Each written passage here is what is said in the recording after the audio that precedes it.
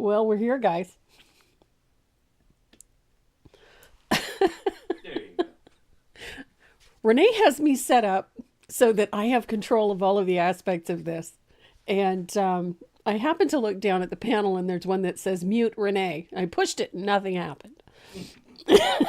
So it doesn't work. I hope everybody's having a great Saturday. Ours is, I don't know. We just can't seem to get like real spring into action here. It's just kind of meh, kind of gloomy. It's not cold though. I'm grateful for that.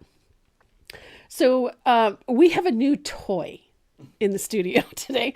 Renee gave me let's call it an early Mother's Day gift. It gave me a second monitor. So now I can see both chats at the same time. How cool is that?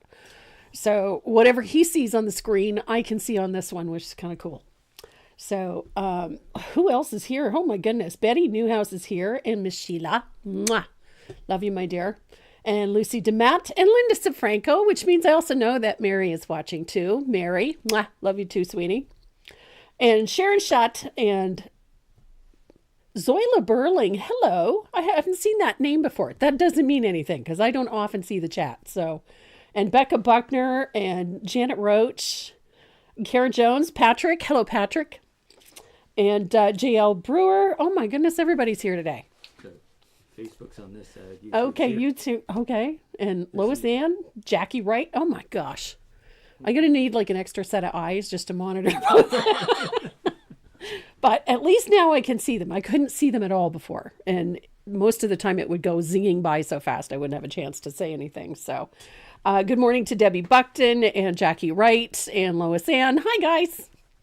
So everybody is popping in. Matt. Like Mott's. Okay. Cajuns never pronounce things like they're spelled. I'm from the Maritimes. We don't either. Excellent. Good morning, Brenda. Oh my goodness. Everybody's here today. It is so good to have everybody joining us. You're going to have to forgive me. I know that I'm going to sound a little, I don't know, wheezy, congested.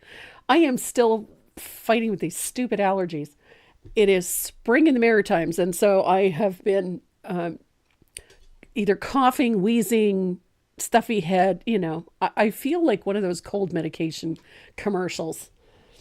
It's just been a wicked spring. I don't usually have this too many. Oh no, twice the screens, twice the fun. Yes.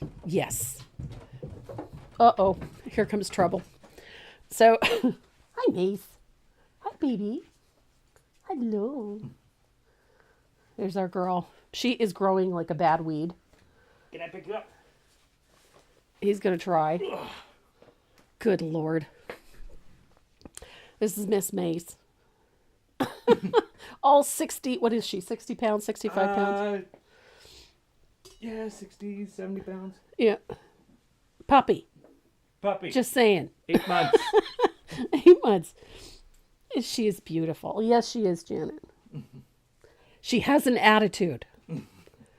Lord help us. She is definitely a Mal. There's no doubt about it. She likes to talk back. She does talk back. She's sassy.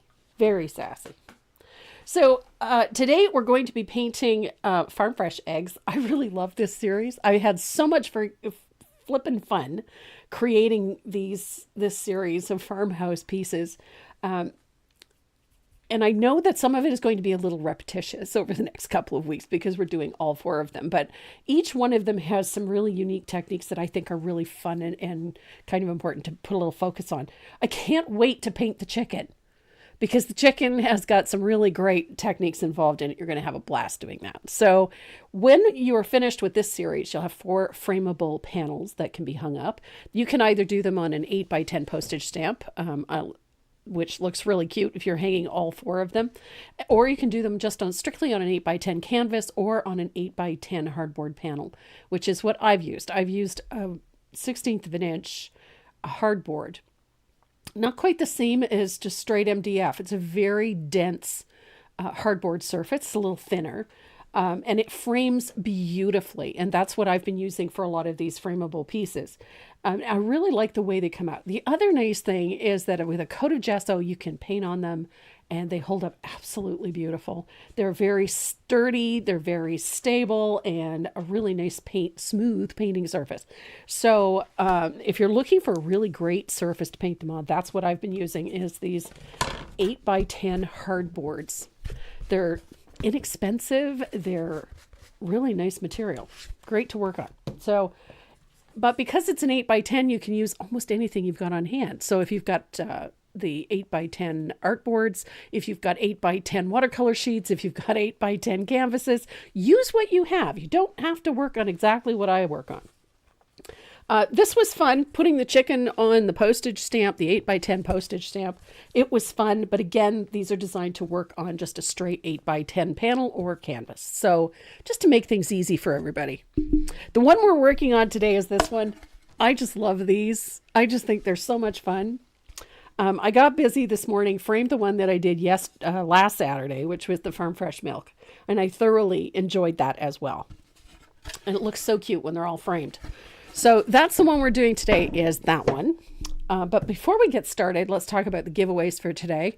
I actually have some really nice ones. We have 3 beautiful postage stamp surfaces, a 6x6 with the little butterfly. So if you've done the floral surface with the sunflower, we have 3 more coming up in that series. And so we have giveaways for those plaques. Plus we have a 5-brush set of Dynasty Black Gold specialty brushes. We have 3 sets, which is a really nice giveaway courtesy of Dynasty Brush. And then to add to that, we've got a beautiful set of professional drawing pencils from Tombow. And then some other goodies just from Renee and I that we've tossed in just for fun. So we have some great giveaways for today. I'm really excited about those.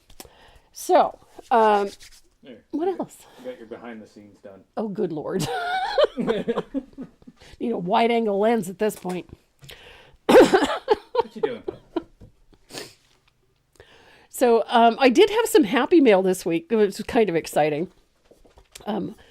I got a parcel from my sweet girl, Sandy. Sandy Mateer is teaching a Zoom class today. And when I went to my mail the other day, I opened it up. I had asked her to make me some stencils because she's got some really neat ones.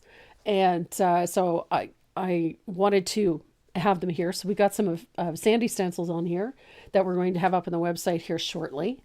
And then there was a few other little odds and sods that I had asked for, which she so graciously provided, which is phenomenal. But she always throws in some fun little gifty for me. So she sent me this. I have an obsession, an absolute obsession with Tim Holtz stamps. She sends me this. It's a Tim Holtz stamp, nice big one, and it looks like marble or cracked glass, or I don't even know what they call this one. Shattered is the name of it. Ugh, this one's going to get a lot of use. I am so excited about this, and it came with the stamp block, which is really exciting. So I have a new toy to play with. But the other thing that I got this week, got some samples of some new Decor product. I'm really excited to share with you guys some of that too, because you're going to lose your minds over them. I did. Pardon me. I'm so sorry. Just so you can keep your eyes peeled for these in the coming weeks. This is a new product line from Decor. It's called Love Color. And super cool. These are acrylic writers. Dimensional. Very cool. This is really fun. This one is called Jelly Drop. It's a 3-dimensional, transparent. I'm so excited about these. So I can't wait to do a little playtime with that and show you guys what else Decor's coming up with. Amazing stuff. All right, let's have a look here. Yeah, I got lots. Oh, we got some new stuff coming up on the website too. My membership group does every month does a class, and we produce a pattern for it. But for the last few months, I haven't gotten around to posting those patterns on my website. They have been, for a period of time, are only available to my membership. So we've begun putting some of those up on the website. So if you're interested, go and have a look. We've got some interesting ones. up there, some fun patterns that you haven't seen before. My membership group has. They've already done the classes and whatnot for them, and it's been a few months. So we finally got those up on the website in the last couple of days. So if you want to go and have a look and see what my membership group is doing, we're doing all sorts of fun stuff. And this month, we're actually doing a seascape, and that will be posted this weekend as well for my members. But previous months, we've done some really interesting things, and the patterns for those are available now on my website. So go and check them out. And if you'd like to join our membership group, you can do that too. All you have to do is visit us on the YouTube channel. Go to Tracy Moreau Design on YouTube, click on the big red subscribe button and turn on your bell notifications so that you get notified when we post new video and when we go live. But if you want to join the membership group, just click on the blue join button, and that will give you some payment options and you'll see what we're all about. So come and join us on my YouTube channel membership. So, anything else I forgot? I think you're good. I think my mouth runneth over. If Giveaways? the giveaways, well, they know what they are, but they don't know how to get in on it. Okay. So we know what the giveaways are, but if you're joining us for the first time, all you have to do to get your name on the wheel is simply interact with us. Join us in the chat, ask some questions, hit the like button, share button. And if you're not subscribed to my YouTube channel, please hit the big red subscribe button. That's all you have to do. Any one of those things will get you on the list. And then at the end of the day, we click on the big old wheel. Renee gives it a couple of spins and the wheel decides on 3 winners. So I think I've covered it all. One of those days where my brain's going at 5 million miles an hour. When people are liking. I know, it's so sweet. I love it when you see the big red heart. Well, this is kind of cool. Look, I can see. It's neat to be able to see everybody on here. I can adjust it a little bit if you want. Kind of cuts off on the Facebook part there. But yeah that's. It's not a touch screen. It's, I know. Now. Go away. Hi, Sue. Hi, Lucy. Hey, Deb. There's my girl, Deb. She's caffeinated? I would assume so. She's here. Is Renee going to Chattanooga? No. Unfortunately, no. Renee has some new responsibilities. Yes. He has new responsibilities. His work has been a little all-encompassing. Yeah. Tourist season starting, and it's going to get really busy. Yeah. And like every other place, they never seem to have enough staff, so it's all good. All right, my guys, I am ready to get started. Renee's going to take Maze out for a walk or feed or something. A bit of both. A bit of both. And we are going to paint farm fresh eggs. I just want to see what it... You're good. There. Milena, the coupon codes now get emailed via the newsletter. So if you are on my email list, our email goes out every Monday and with the new coupon code attached to it. Renee will be the contact for bail money. Not the first time I've heard that. Just so you know, the last time we got, put in handcuffs, he was with me. So. Apparently my fault. How many weeks until Chattanooga? Ooh, it's coming up faster than you think. 6-7 weeks. You know what? If Mom's got a good setup there and she goes live there, FaceTime me. Okay. FaceTime you. Be interesting. Yes, Brenda. Lots of you just celebrated 3 years in the membership group. Hard to imagine. Has it been 3 years? It's been 3 years, yeah. Nice. Crazy. How do you get on the email list? Simple. Go to my website. Right underneath the... just scroll down and it'll show you you can click in and just type in your email address and subscribe to the website. That's all you have to do. Then every Monday we send out advance notice on things that are coming up. We send out special coupons for those that are members of my website, etc.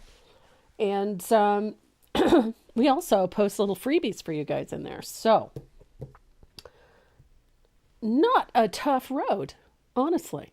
So you can go and check it out. All you need, I don't send out 100 million emails a day. I send out one a week. I'm not a huge fan of the email thing. I don't like getting 5 million emails from the same company or same business every day. And so I always promised myself I would never do that. So I'm doing one a week. And even that I'm kind of iffy on. So for this Farm Fresh eggs, most of these pieces, the color palettes for these pieces, all of these Farm Fresh, are designed so that they're kind of interchangeable. You can paint them either red or blue, depending on your personal preference. If you're not a red person, if you don't care for red, all of them can be painted using the blue that I used, and in the reverse as well. So if you prefer the red, all of them can be painted with red, even though I have done one or two with the blue. The color palettes have been designed so that they are complementary and will work just fine.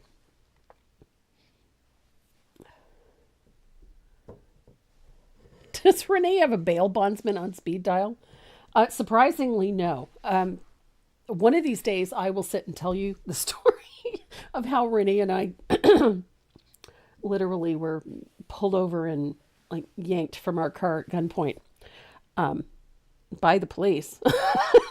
So I will tell you all about that. It seems like anytime it involves police, my son is somehow there, even though he's never the one that's at fault, but God knows why. He just has one of those faces, I think. So this is the surface I'm working on, 8x10 hardboard. And I absolutely love working on these. They look, I don't know. I had somebody say, well, it's such cheap MDF. It is far from, it's technically not the typical MDF. This is a hardboard. It's called Fibrex, and it has a nice rigid finish. It's also not as porous as MDF is. So it actually takes the paint very, very nicely. And so you can put down a coat of gesso if you want. If you're going to be painting it a dark color, I would recommend adding a little of your base color to the gesso. So you can have a nice smooth base coat if you want to gesso it, which is, I've simply added a little bit of all-purpose sealer to my base color, and then I put one coat, and that's all I need. That one coat actually covers quite well. And we're going to stencil it with a little bit of cobblestone. Now, my base color here is deep midnight blue. I like this one. It's sort of a blue-gray. It has that nice, it has that nice undertone. I am so sorry. My voice keeps breaking up. I don't think it's the video that's breaking or the sound that's breaking. It's me. So the base color for this one is that deep midnight blue. I really like this blue. It has that nice country feel to it without looking kind of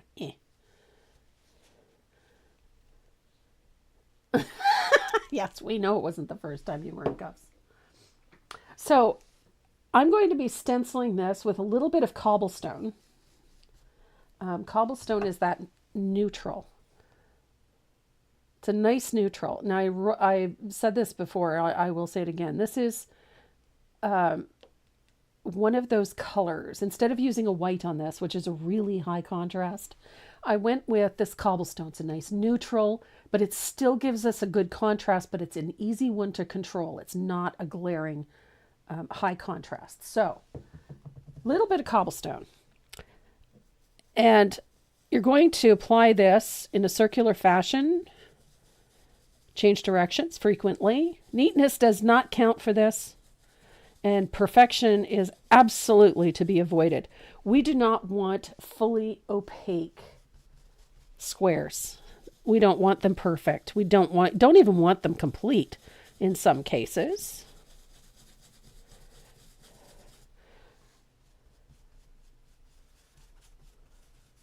we're just gonna. Oh my goodness, Gail, I'm so sorry.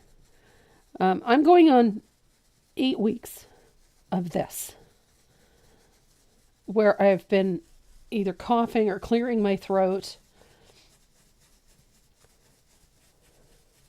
And I had an asthma attack. I had another asthma attack the other day. It was just mild one. Don't panic. It's just that the cough sort of aggravates everything, and then the next thing I know, I'm hacking and wheezing, and so I did get I have a puffer, so I did get a puffer, so I'm good. There we go. Hi, Lisa.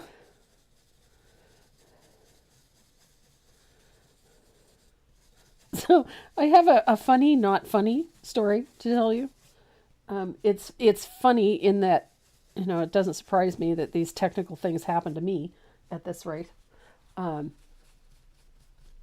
It's been one of those weeks. I've had issues with tech every single day of some sort or another. And trying to get the printer to this new monitor set up wasn't working for me. Trying to get my Cricut machines to work, that didn't work for me. Then I had a problem with an update on my iPad. It was just one thing after another this week. Well, one thing that, most of it was what I refer to as a first world problem. Minor inconvenience in the grand scheme of things. Really nothing to whine about. Except all of the things that we had been mailing for the last couple of weeks had gone through our postal meter here. And it turns out that through some sort of a glitch, our postal meter did not update. And because it did not update, all the postal rates were wrong. So we've been getting parcels back every other day. Some are okay, some are not okay. Anyway, so if you're missing a parcel or know that it's shipped and you still haven't seen it, it may be in that batch. Most of it that came in, we just literally put it back on the new scale with the updated rates and fired it back out. So, they just literally were in and out. So if there is a delay, if you're not getting something, that's probably why.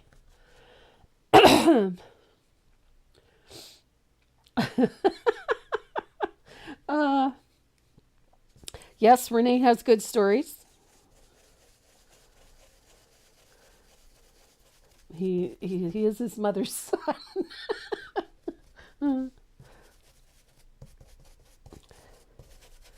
So I don't know what it is with tech. Anything to do with electronic or computerized crap this month is just, it is just not been a good tech month, I guess, is the word. And the neat thing about technology is that when it works, it's an absolute godsend. When it doesn't work, it just throws everything into a tizzy. We like to leave you.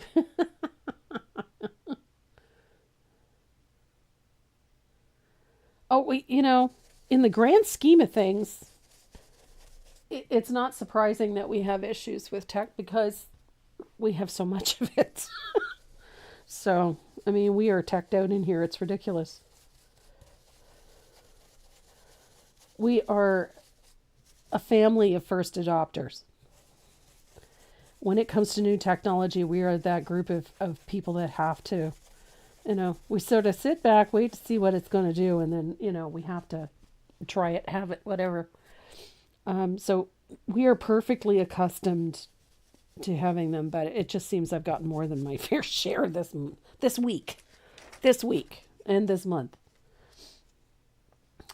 But it is what it is. It's just technology. What can you do? So, again, I'm just going to finish off all these squares, these checks.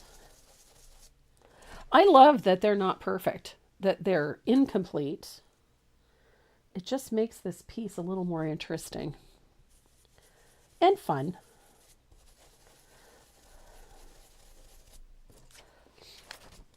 So I was doing a little bit of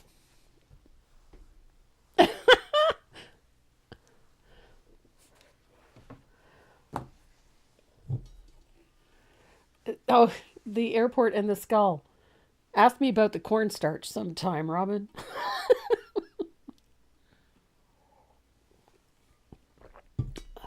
Cornstarch.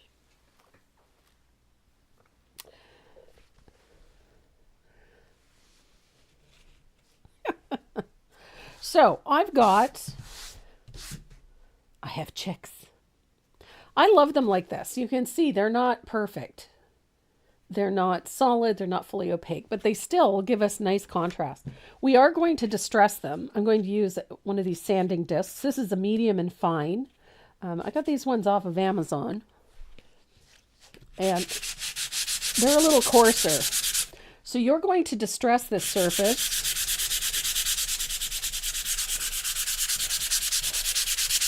I like to go in one direction.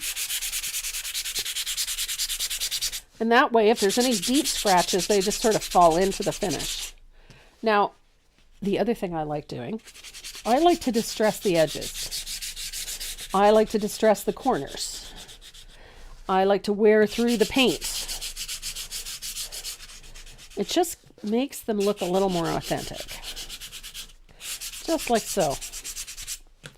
So, I'm going to grab a cloth. I'm going to wipe that down. Ooh, I like it. And we're going to use a little bit of asphaltum. Ta-da! Love this color. Karen, yes, you know most of the stories. Oh, there's a few you don't know. Still.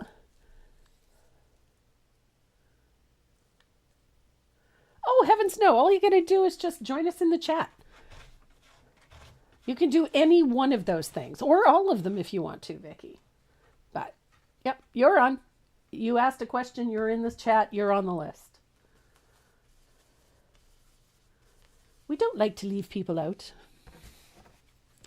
So I'm going to use a wash of heavily thinned asphaltum over top. Like that. I like that thinned asphaltum, and I'm brushing this in the same direction that I sanded it, so it's a nice vertical line. And that way, if there's any flaws, any boo-boos, they all follow the same pattern. And then they tend to look a bit more intentional and less like a boo-boo. Not only that, but where you've sanded and worn through in places, like corners and whatnot, drinks up some of that asphaltum and it looks like it's been stained, which that appeals to me a lot. So let's do a little bit more asphaltum. I like the asphaltum. There we go. So that little bit of asphaltum warms things up very nicely.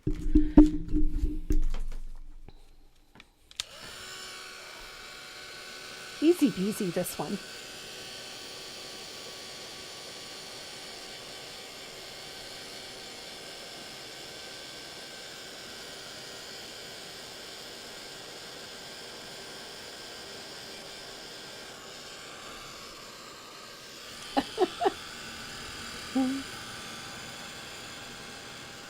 Ask Courtney about the sweatshirt he was wearing when he got pulled over.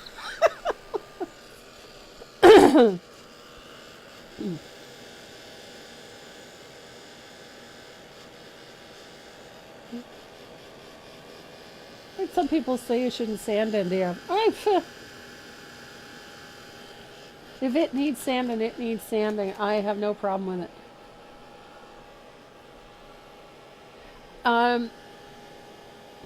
Trisha, all 4 plaques can be done in either red or blue.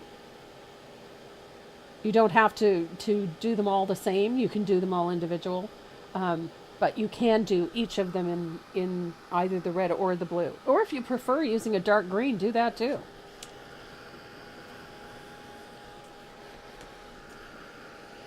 What did I use to thin my paint with? I either will use a little bit of Joe Sonia's, which is what I've got here. A little bit of Joe Sonia's Fast Dry Glaze to thin my paint, or I'll use water. Either one will work just fine.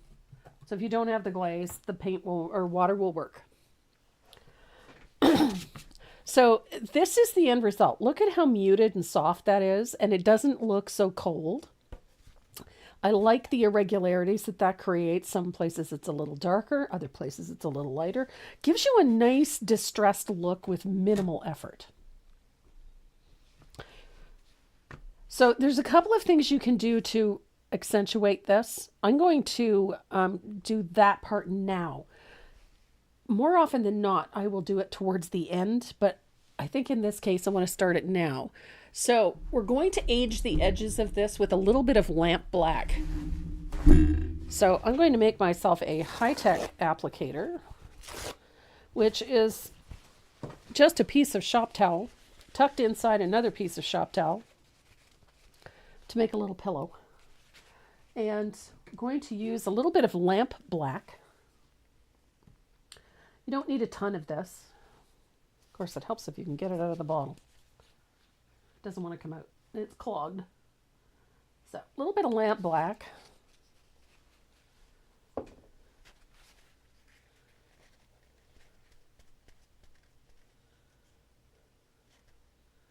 Oh my goodness, Kathy. Well, I hope you're feeling better soon.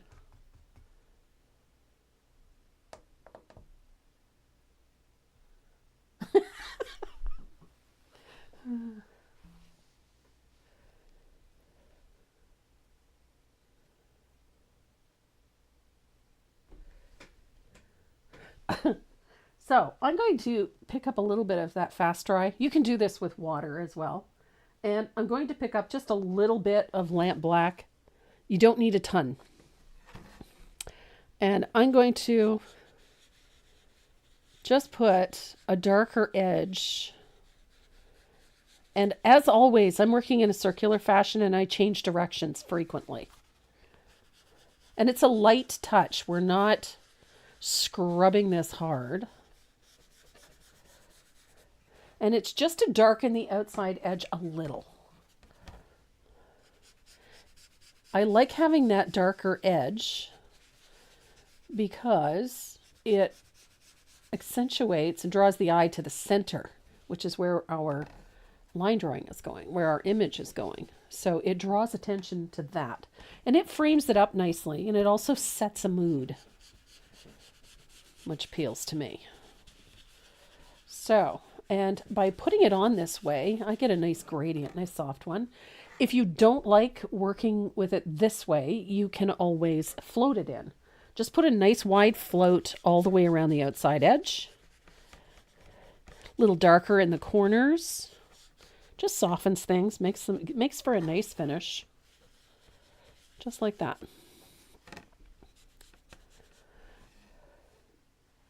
So it doesn't have to be much. It doesn't have to be, a real heavy-duty application. It just sort of creates shadows in the corners and along the edges. So there we go. We've got a nice little bit of black all the way around the outside edge. You can do this with the red as well. Gives you a nice base. Gives you a nice smoky look to the edges.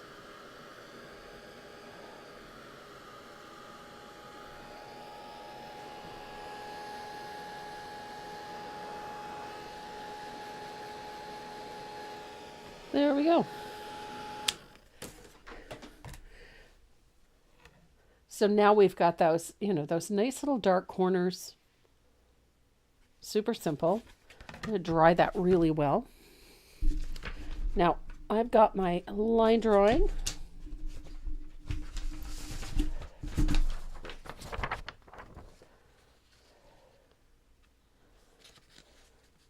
And I'm going to center this.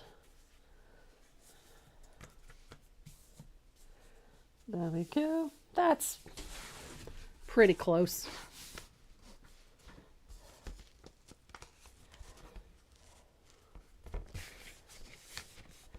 I want about 2 fingers on either side of that lettering. That will do. Most important thing is making sure that that lettering is level. That's the most important part. And that looks pretty good. So I'm going to tape this into place.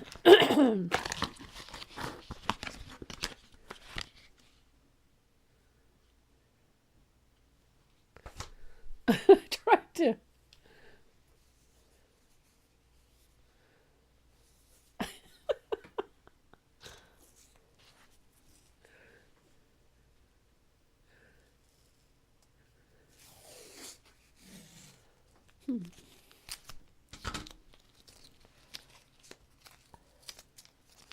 Okay. Hi, Beth. Thank you. I'm glad you're learning. So I'm just going to tape my line drawing in place. I don't like it to shift while I'm tracing. It's frustrating. And I'm going to use a little bit of white graphite. I'm going to slide that underneath my piece. And then I'm going to put a little piece of tape at the bottom as well, just to hold it in place. There's nothing worse than having something swinging around while you're trying to trace onto it.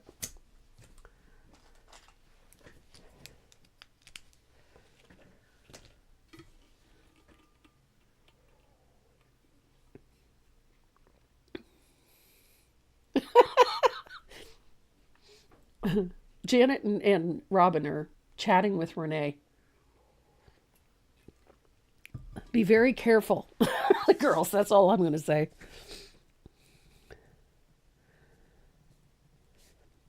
So I'm just tracing out my egg. Now, the fun part about these farmhouse ones, you can choose to just paint the little bee that I've included. If you prefer to do the butterfly, you can do a butterfly. I kind of like the bee. And on a couple of them, I use the dimensional animals. So you could use a dimensional butterfly or dimensional bumblebee. I'm all about the bumblebees. I love my bumblebees. So needless to say, my bumblebees are on almost everything. I love bumblebees. So I'm just going to quickly trace these flowers. You don't really need to spend a whole lot of time on every little detail because a lot of the details in this are simply implied or we put them in towards the end. So I'm just going to lightly sketch in my flowers. These are just such fun pieces to paint. They paint up quickly. The nice part about them is you really don't have to fuss with a lot of minutia, the little tiny details, because they just sort of happen as you're painting. And then you just have to let them happen. So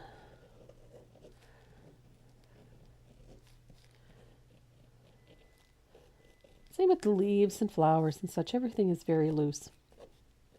I like them loose. Oh, we got a nice fat little bumblebee over here. I love these little fuzzy butt bumblebees. They're simple, they're fun to paint, and they're stinking cute.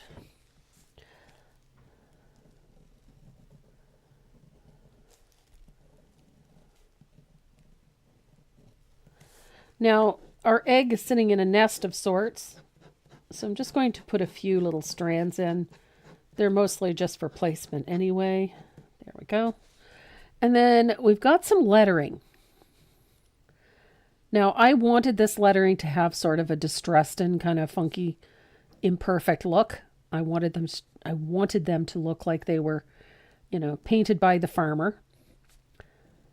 So I'm just going to simply outline them. They are not perfect. And that's part of their charm, I think. I have tried to keep them straight and level, but they are not perfect.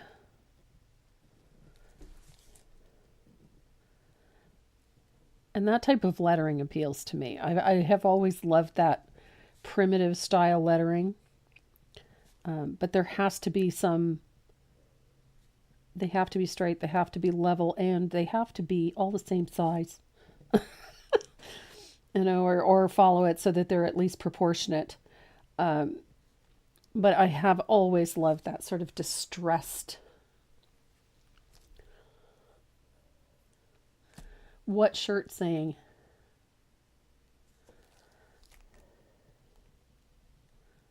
Are we talking about Renee? Oh, the one, never mind. The dog handler one.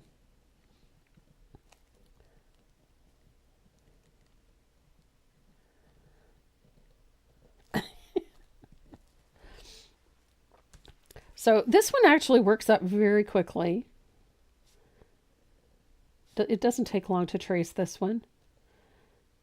I mean, you can take all the time you want, but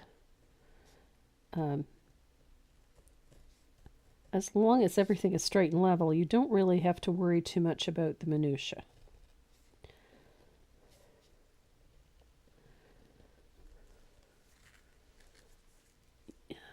You can only carry a gun in this country if you've got a special license to do so.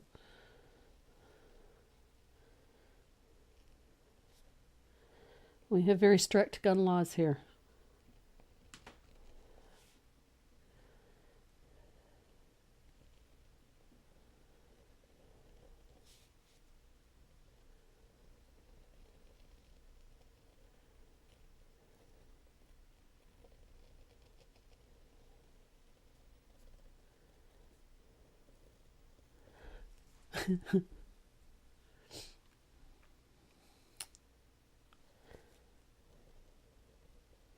So I'm going to tell you guys something. Your local Michael's store has a buy one, get one deal on frames, certain frames.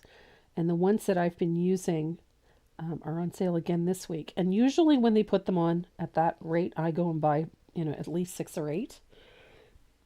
Because I use them a lot.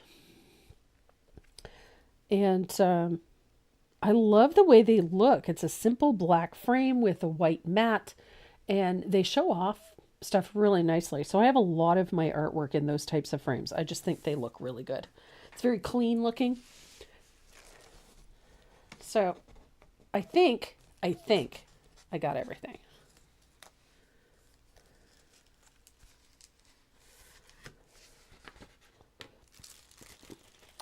So eggs are on. Flowers, eggs, farm fresh.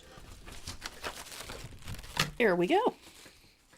So we're going to start with the egg,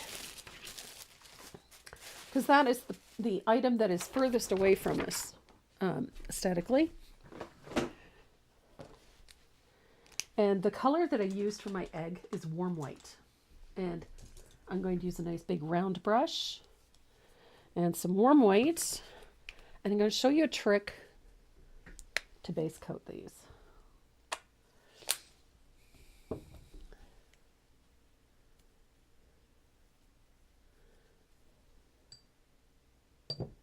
Here we go.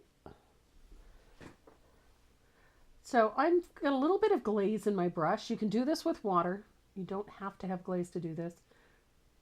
So you're going to load up that brush. You're going to get lots and lots of paint in it. It should be full, full, full. And you're going to use that round brush. You're going to press it down until it joins the edge that you're trying to meet. And paint up to the line. And pull your paint down in as long a stroke as you can. And follow the shape of the egg. Just like that. And if you do it in long strokes, just like that,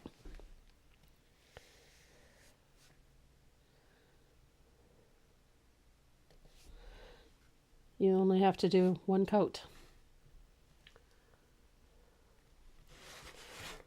We're not looking for absolute perfection. What we are looking for is a nice smooth undercoat. So if we take our time and pull that color in one long stroke like that.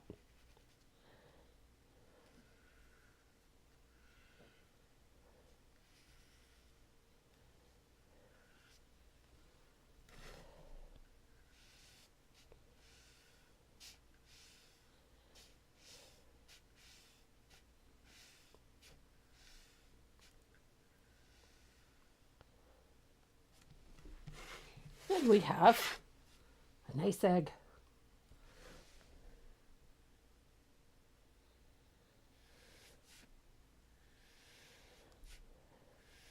There we go. So I've got one coat, and I followed the shape of the egg. So all of my brush marks follow that shape. So I end up with, looks like a nice uniform finish. Doesn't have to be fully opaque.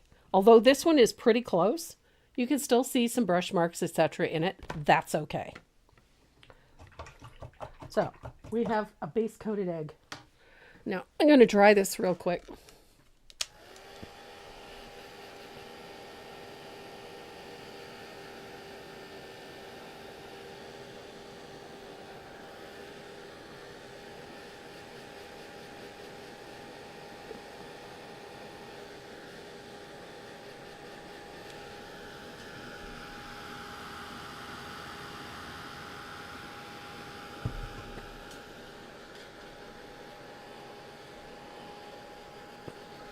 There we go.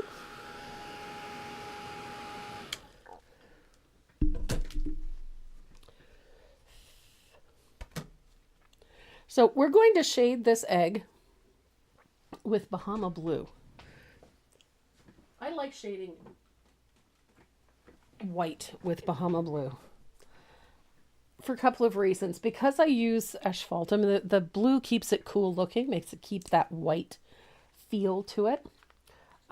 But when I put a little asphaltum over it, it antiques and ages really nicely. So we're going to use a little bit of asphaltum.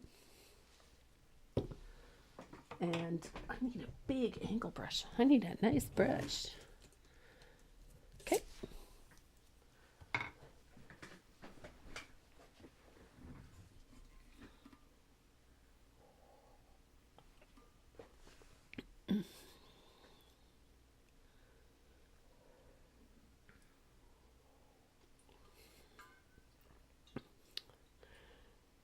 Hi, Donna. Been so crafty.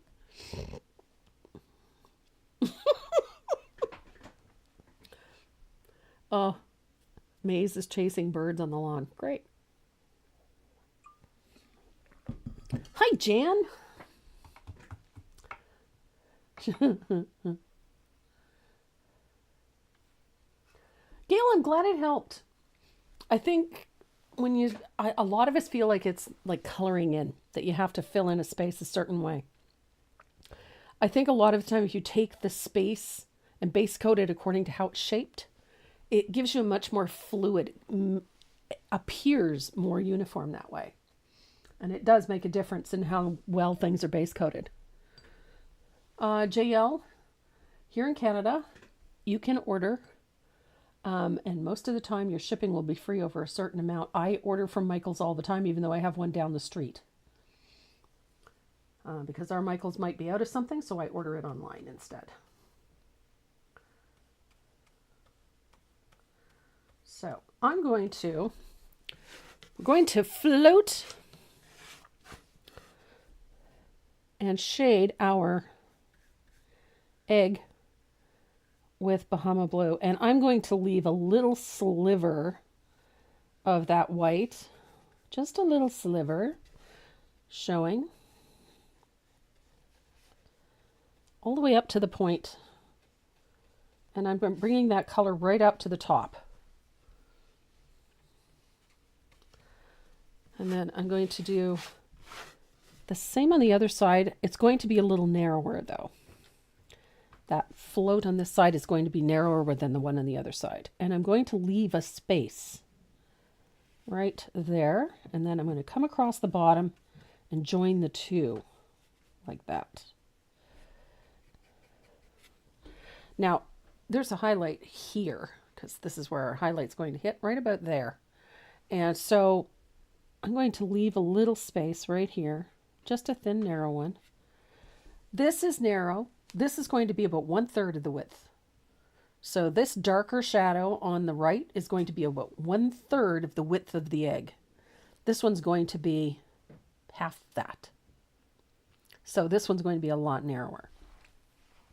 So I'm going to dry these and then we're going to deepen this shadow on the right just a little. I'm going to walk it out a little bit.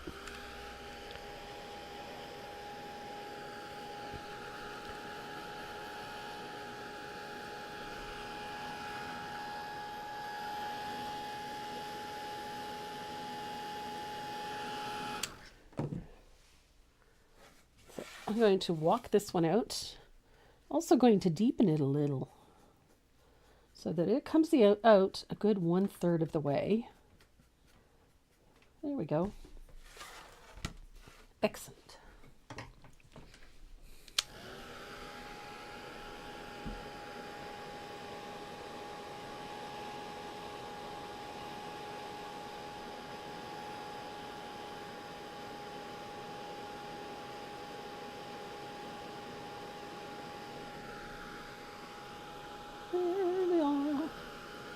So once this is completely dry, we're going to tone all that shading. And this is the fun part. This is an egg. So we don't have to make this absolutely perfect. It's an egg. So I'm going to pick up some asphaltum.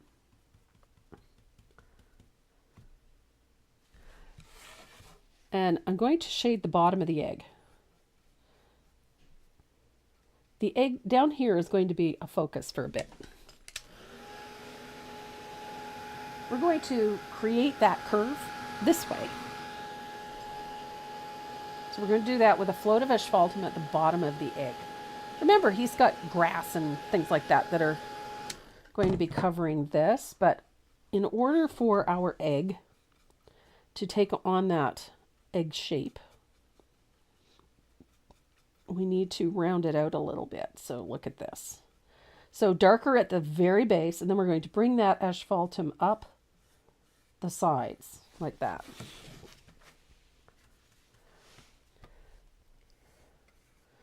So wherever there was Bahama blue, you're going to put a float of asphaltum.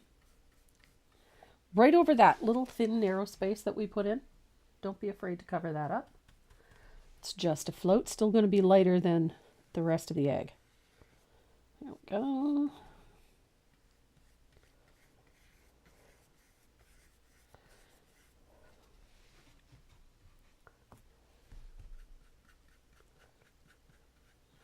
There we are. I love this. Oops. There. I overdid it. There we go. Okay. Oopsie daisy. Got a little heavy-handed there. Would be funny as an emu egg. Or an ostrich egg. I know, if you have an ostrich farm fresh ostrich egg.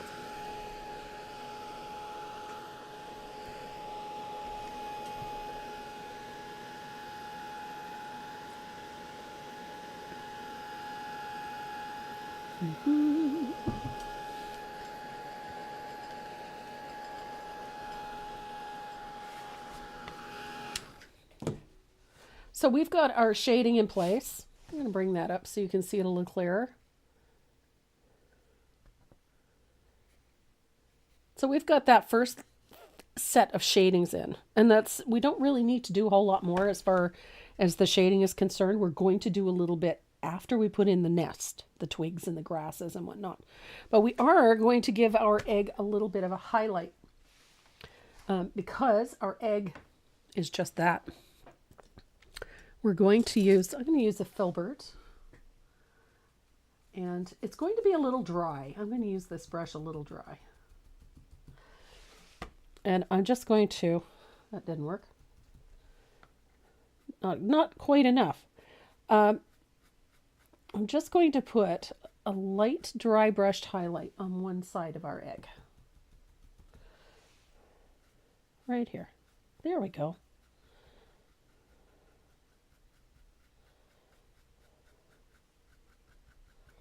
So it's going to start at the light impact point, which is at the high left side of our egg. And you're going to follow the shape of the egg and come down to about here, just to where it rounds out, where that roundest part of the egg will be. I'm going to put a little color there too.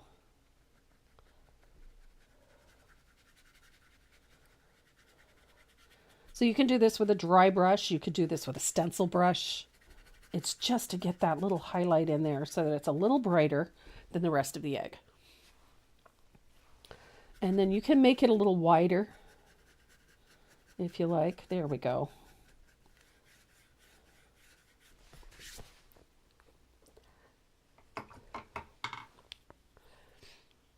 So I'm going to let that dry really well. And we're going to grab some liner, rigger, anything that we can make lines with. We're going to use a little bit of asphaltum. You can use yellow ochre. You can use, I think I used yellow ochre in this one. I've got a little bit of baby duck. I've got a little bit of salted caramel. You just need a mustardy yellow. You need a dark brown. You don't need anything super fancy. I'm going to use my liner. We're going to start with some asphaltum. I'm going to put some asphaltum on my liner brush. And we're going to start in behind these flowers down here. And we're just going to put some sticks. Like so. Nothing too fancy. They don't need to be fancy. They don't even need to be perfect. We're just putting a few crossed sticks in like so. And make sure they come past the edge of the egg. It's important that they come past the edge of the egg. And then without rinsing your brush, you're going to pick up either that yellow ochre, or in this case, I'm using a little bit of that salted caramel, and I'm going to put a few strokes of that in. And I said don't bother with the cleaning the brush because it actually works in your favor if some of your twigs have a little bit of that asphaltum mixed in. And then we're just going to add a few of those little twigs and sticks back there. Not bad. Now I still have color in my brush. I'm going to pick up a little bit of that baby duck. And this is going to be a highlight color. We don't need a ton of this, but you need to have a little bit.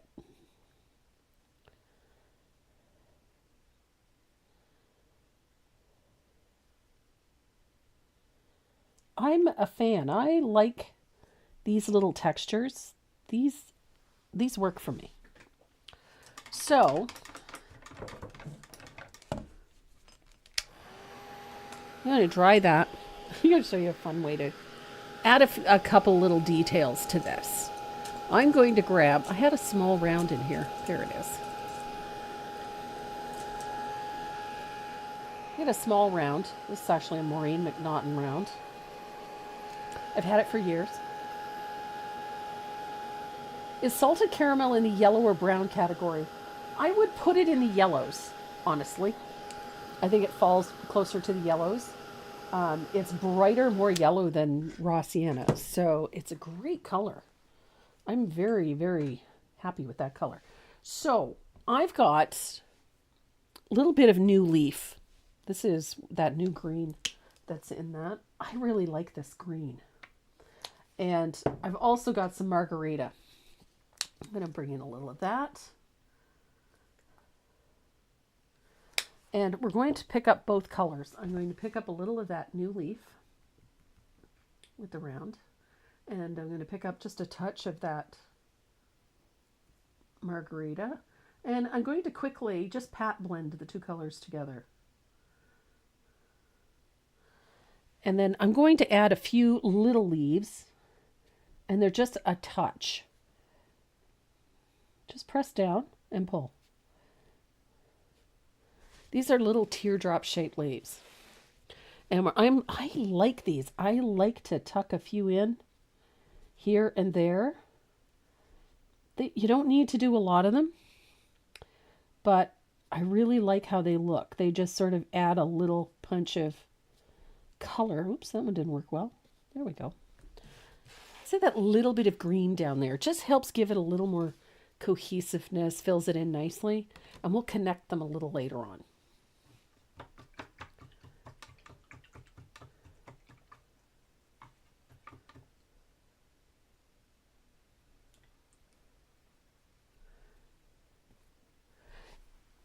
JL, I store my colors according to hue, which means that I put them in color families.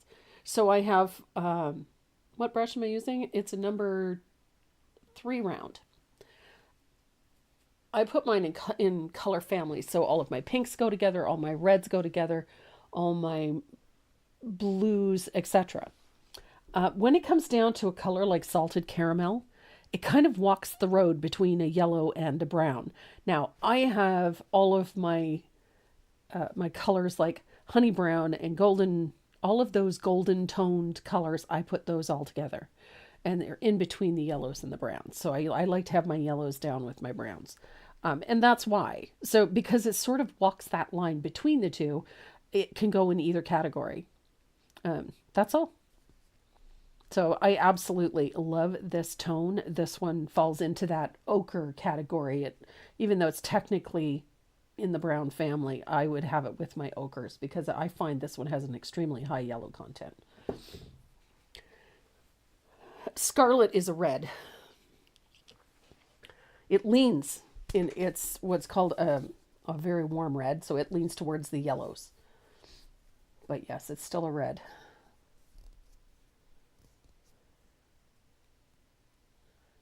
Yeah, those little tear shop things I just use around. Press down and give it a little flick. Super easy way to do simple little leaves. Paint fingerprints. Yes, absolutely, Kathy. Both my heat it tools look like that, covered in paint, because my hand's usually covered in it. I'm not seeing the Facebook chat as smoothly. It rolls by whenever it fills up. So if I miss something in there, I'm sorry.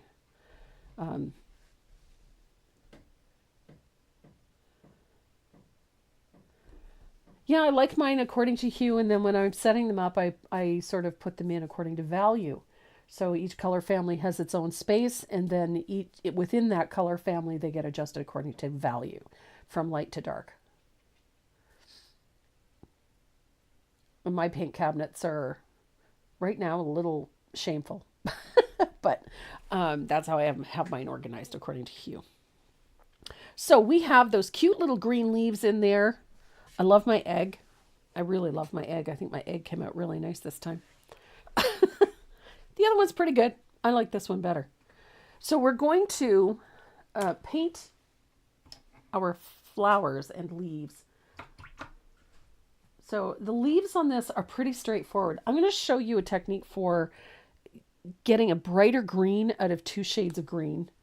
And it's a simple way to do it. It's a essentially glazing technique with 2 transparent colors. So you're going to have some fun with that, but it makes for a very nice intense green. Lots of shading and lots of really great color.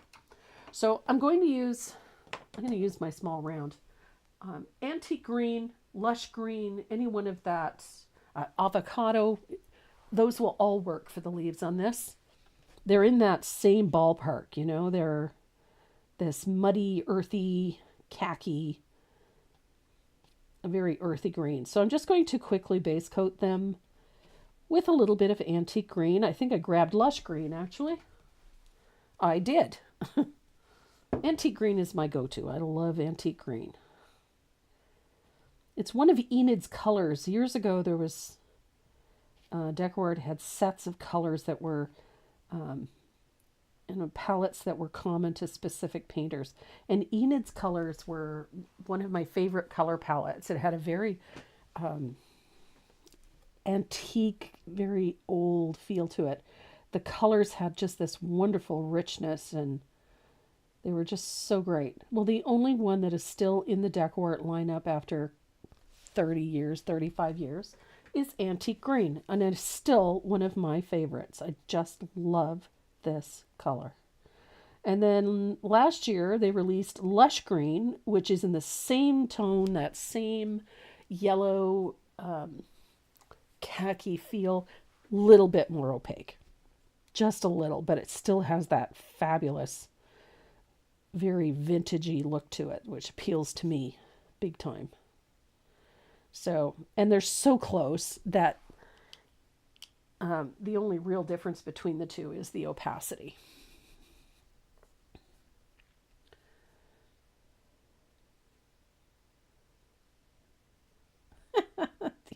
in your car. I wouldn't be allowed in the car. No paint goes with me in the car. I can read or I can do whatever, but Chuck draws the line at me painting in the car.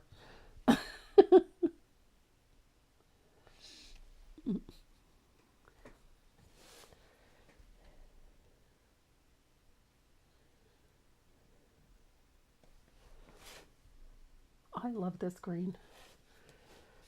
So yeah, this one actually base coats very nicely. Covers well. It's a great color. And it works really nicely with so many other greens in the paint line.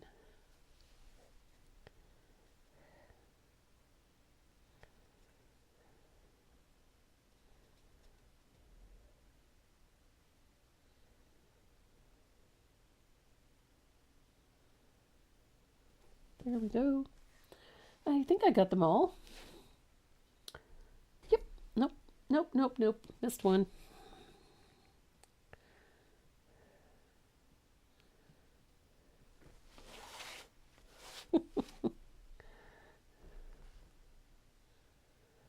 Denise, I need another house to store all my craft and paint supplies. I'm actually getting to the point where I'm thinning things out a little. I think after a while, you sort of, we collect so much of it, and then after a while, you finally realize what it is you do the most often. For me, I love painting. I've also come to the conclusion that I don't need like 5 million really big surfaces. I really enjoy painting on 8 by 10. I like this size format. It's easy, and it makes life so much simpler. I've also really taken to painting on this type of surface, where I can frame them if I choose to. And because they're all a standard size, if I've got other artwork and I just want to change it out, I can do that too, because I've already got so much of it framed. The Simplify series hang in one of the bathrooms, and I just love them in there. They work really well with the color scheme and everything in there, and it appeals to me. The farmhouse ones are all hanging in my kitchen. These ones are all destined for my kitchen as well, because I just love this look. It's just this just appeals to me, and I always paint things that I really love. So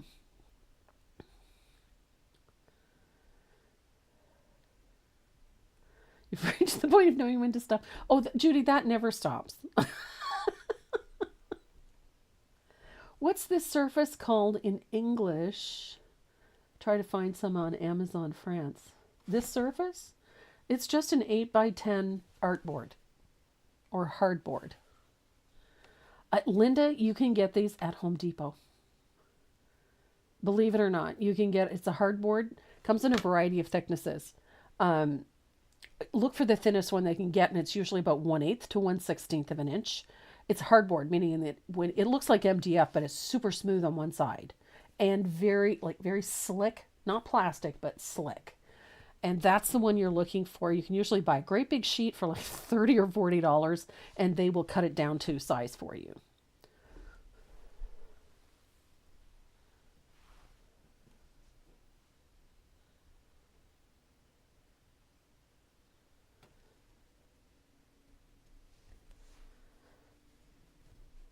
So I've got my leaves all base coated. I'm going to dry this really well.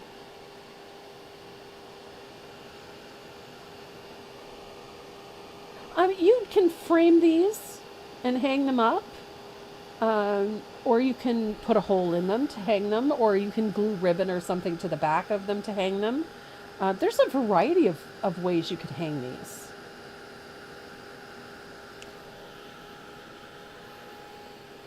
I like these because I can frame them, but as I said, you can drill a couple of holes in either corner and hang them up that way. They look super cute with a country style ribbon glued to the back as a hanger. They're really cute that way too. There's 100 different ways you can do this.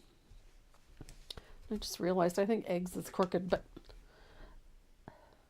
so I wanted to show you a technique for these leaves. I'm going to grab my 3/8 angle if I can find one. There we go. So 3/8 angle, and we're going to shade these leaves with a little bit of black green. You can use plantation pine, black green, any dark green will work just fine. Leanne, take care. Yes, Robin, it does. It fits an 11 by 14. It's got an 8 by 10 opening. Yeah. Oh, absolutely. I'll show you a piece that we framed. Right here. I love them framed. I have a bunch of them. I think they're really cute framed. I've done the same thing with the Simply series, and I really love those framed. Primarily because the little mug in the middle, it just fills the surface nicely. I just love how these look. And there's different types. I like the lower profile frame best. I think that one suits very nicely. So I've got a little bit of black green. We're going to shade these leaves up underneath the petals. I like doing the shading now.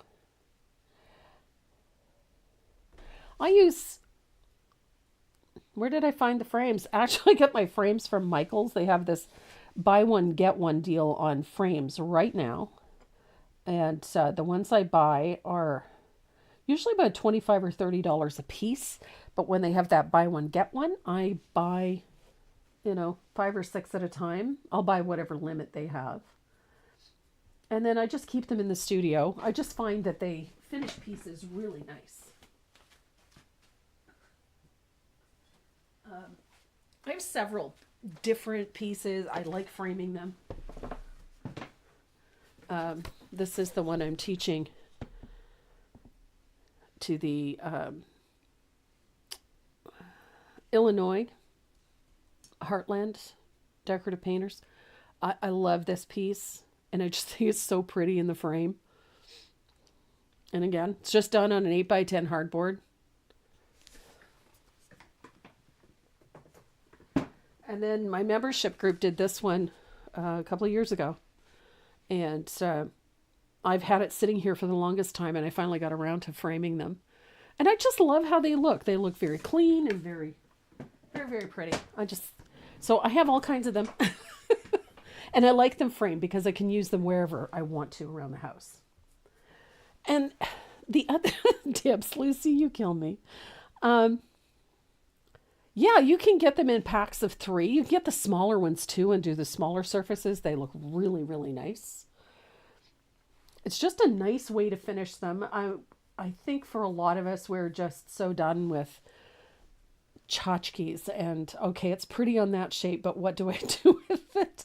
And I really like working on this 8 by 10 because I can stick it into one of these frames, and then I can change it out whenever I choose, which just... they're so much easier to store, and I can change them on a whim, which really appeals to me. And so I have these very simple frames with white mats, and they're all over the house. And it's just a neat way to decorate a little bit.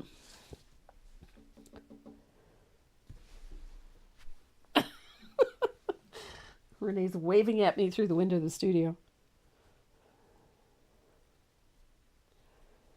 So... nice little shadow up underneath those flowers with a little float of black green.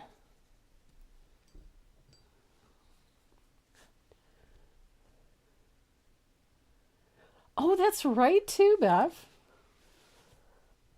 I'd forgotten about that. I'm so glad you framed it. That's lovely.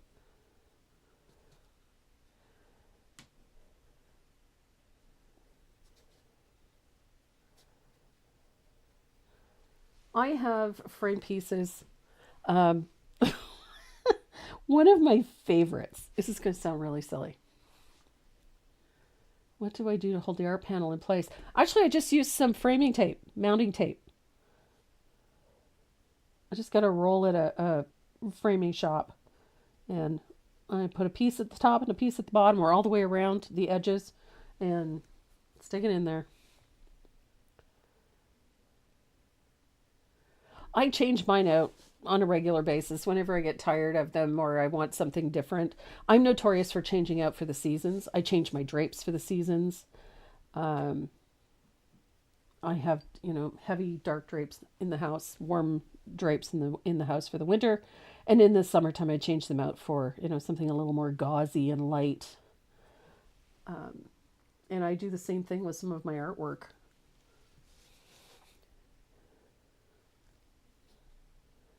So a little shadow with the black green. Little shading. It's not a ton, but a little.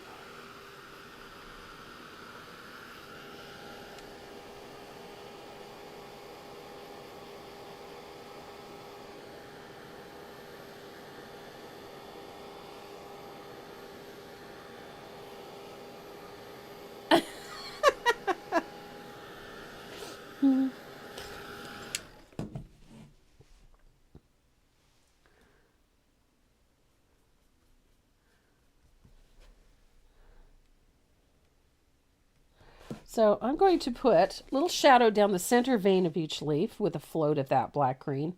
I prefer to do those vein lines after, because I find you get a much more defined vein if you do it this way. And then you're not wiping off some of your float. That's part of it. All too often, when we're floating, I know for some of us, we're floating, and if you float over top of another float before it's completely dry, you end up pulling more color off than you do putting it on. And so I usually will do one set of shadings first, and then I will come back and do the rest later, like now.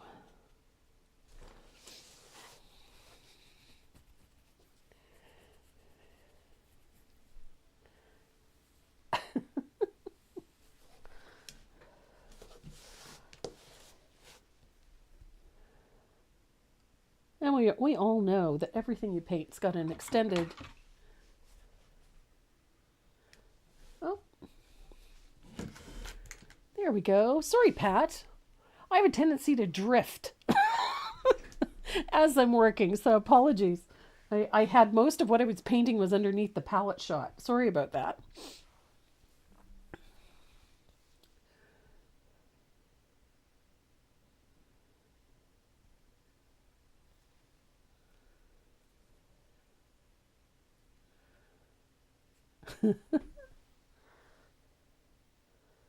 Okay. So I've got my little center vein. I missed one here. I gotta put it in. I get gabbing. I can't remember where I am. There we go. Okay, so we've got all our little shadows in.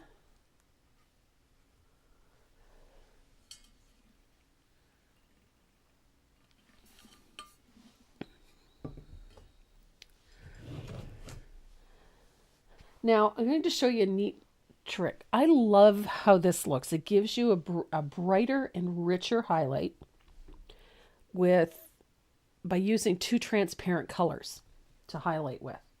So I'm going to start with New Leaf. And I'm using two different greens. I'm using a leaf green, which is sort of that middle of the road highlight color. It's a little darker than, say, a foliage green. It's quite transparent. It's this one here. So New Leaf. So we're going to put a highlight on using that New Leaf.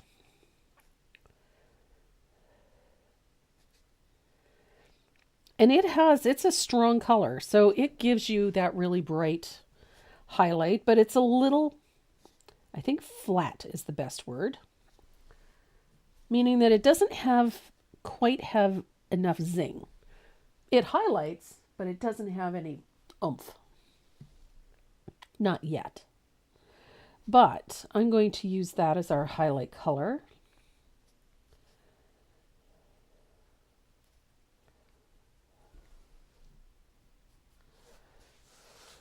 does give us a nice highlight.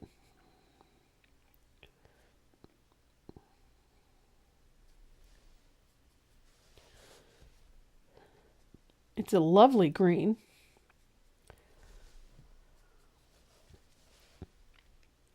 But it also changes that antique green. You notice it went from being that really dull tone. It gives it a little bit more life, a little more vibrancy. Pretty green.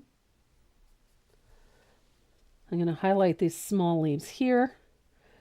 Remember, I put a U-shaped float at the base for the shading. I'm going to use the same idea backwards. I'm going to give a little U-shaped or V-shaped float at the point so that we get a brighter highlight at the tip of the leaf.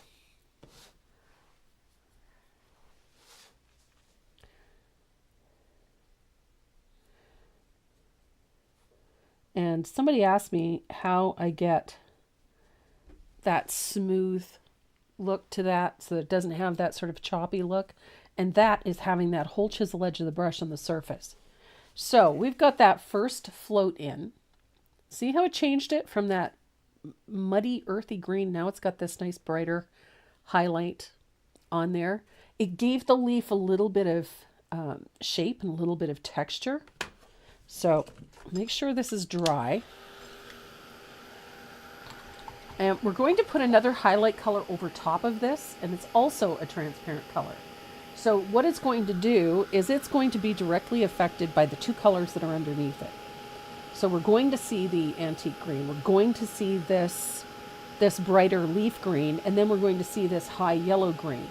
And it's going to give us a nice bright highlight, but not an acid highlight, like that neon tone. So I'm going to use a little bit of Margarita.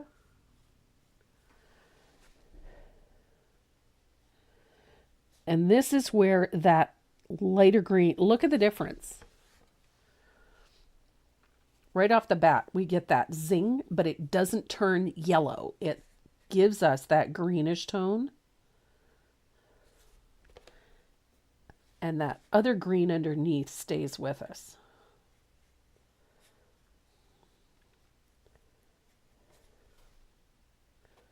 But we still get that really bright highlight. And we don't get that acid yellow appearance.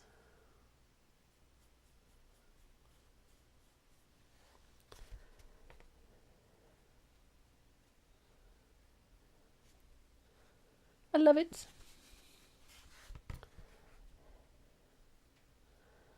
So there's that vibrant yellow-green. It's transparent, so it lets that other green underneath show through. So we get that brightness, but we don't lose that earthy look. Gives us a nice rich green. Two transparent greens over top of one dull one.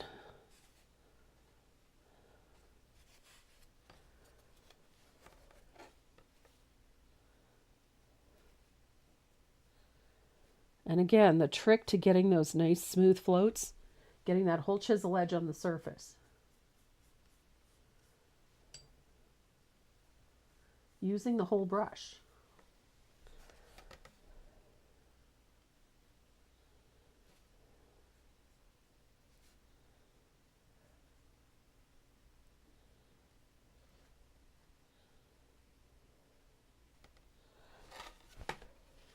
Et voila. Now we want to bring all of that shape back, all of that depth, so we're going to go back in with a little bit of thinned black green.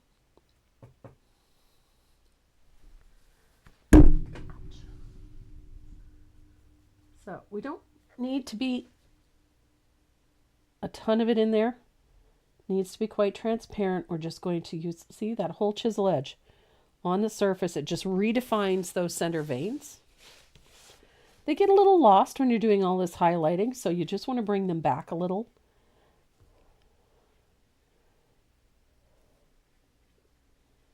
Just deepen them. Look at that. Wherever you feel your shadows got a little lost, take just a little float of that thinned black green and just go in and deepen those shadows a little bit. It's just a light float of thinned black green right over top, but it makes such a difference to the end result. So now we have really well defined, nice bright green leaves.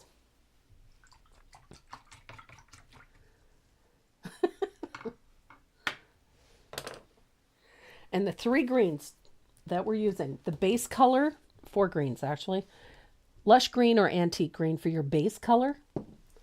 Your shading color is black green or plantation pine or midnight green. Any dark green will do. And then your 2 highlighting colors are the new leaf and then the margarita.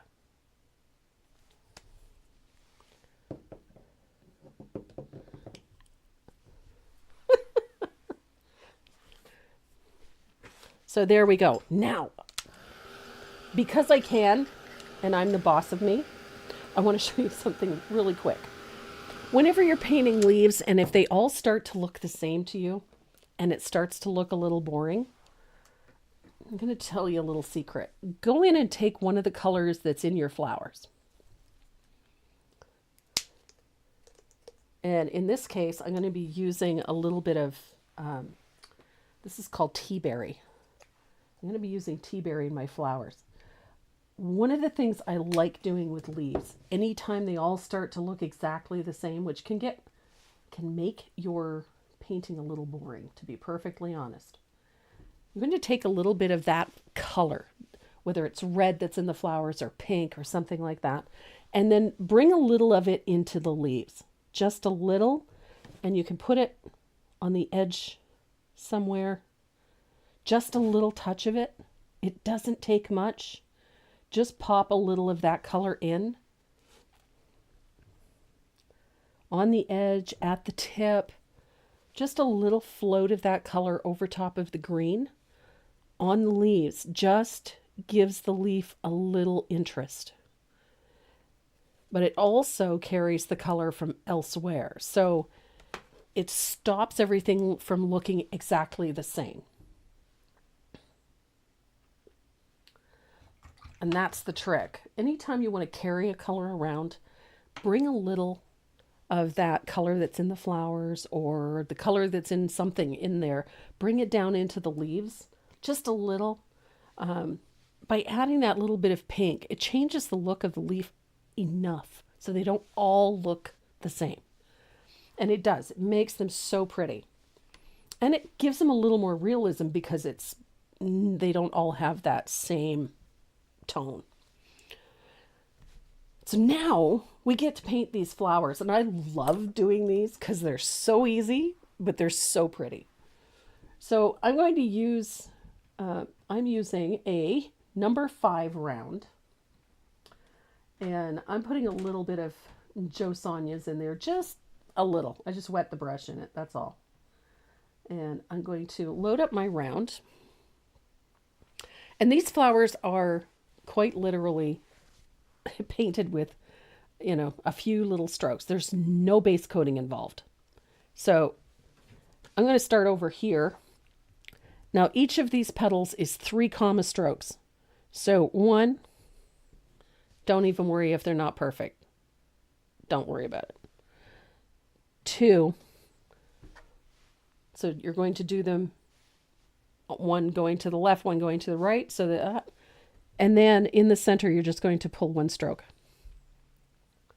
Just like that.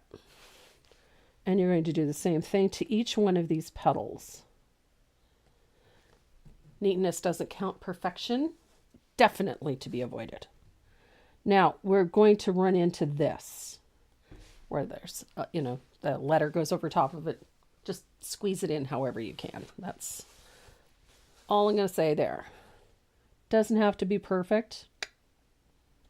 There we go. And when I say they're not perfect, they're not perfect. There's going to be brush marks. That's a good thing. Don't worry about don't fuss over them. We want these flowers to be a little on the loose side. So 1, 2, 3. Easy peasy.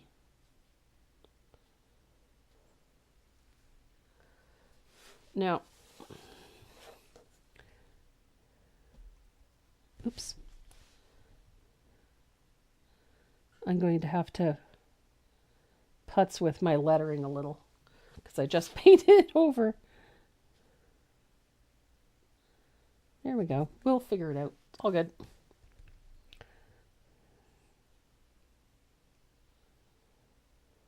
There we go.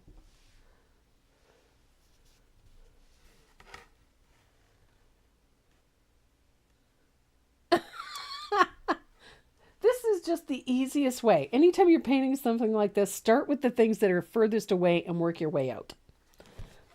It just makes life so much simpler. So if you paint each of the elements one at a time, this just works out so easy. Comma stroke, center mark. Comma stroke, center mark.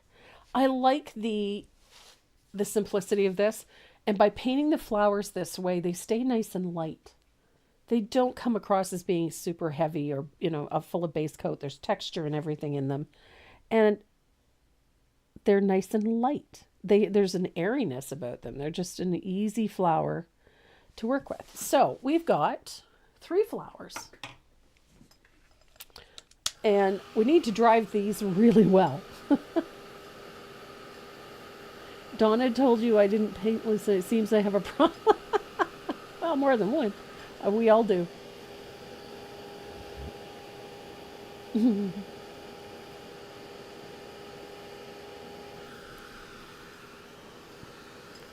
So I'm going to make sure these are good and dry before I do the next step because it's me and I'm going to mess this up. It's guaranteed. If there's paint I can put my fingers in, I'm bound to do it. I always have paint on my hands. Always.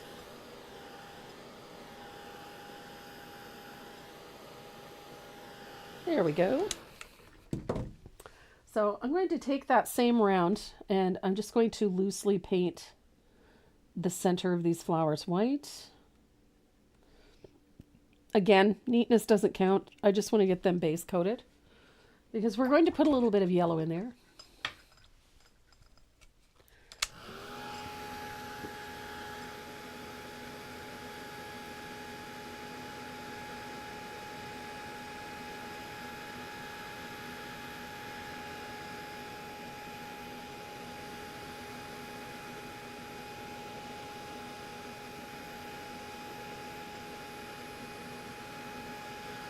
I like to make sure everything is nice and dry. Oh, I love tea berry has very quickly become a very big favorite of mine. It's such a gorgeous color. So I'm going to base coat the center of these with that baby duck. You can use Sunny Day. You can use whatever your favorite yellow is. I'm going to use the baby duck because I have it on the palette.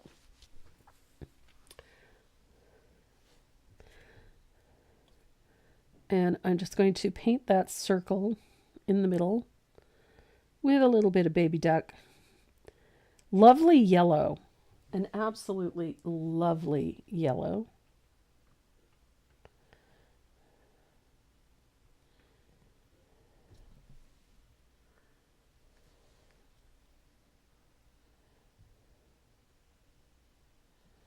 So pretty. It's just such a lovely tone. And super easy.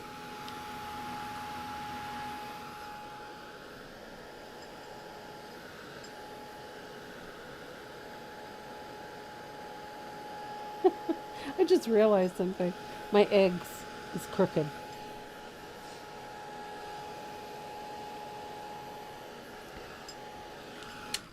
There we are. So I'm going to shade the bottom of the flowers, the center of the flower, with tea berry. Bottom right-hand side. I like that. The tea berry, it just, especially when you put it over top of yellow, becomes this very rich, fiery orange, and I just love it. So I've got a little bit of that tea berry to shade my orange center. Super easy.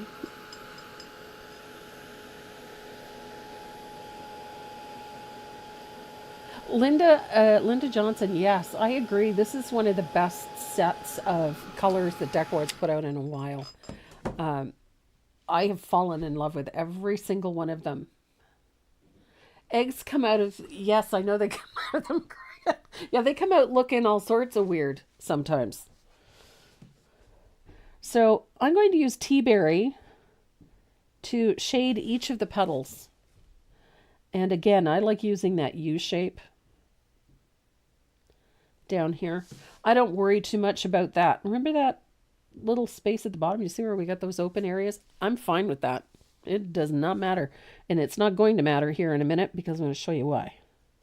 So I'm putting a nice little float in there towards the center of those flowers with that tea berry. And it's fast and dirty. Don't overthink it. Just keep the darkest value towards the center of the flower.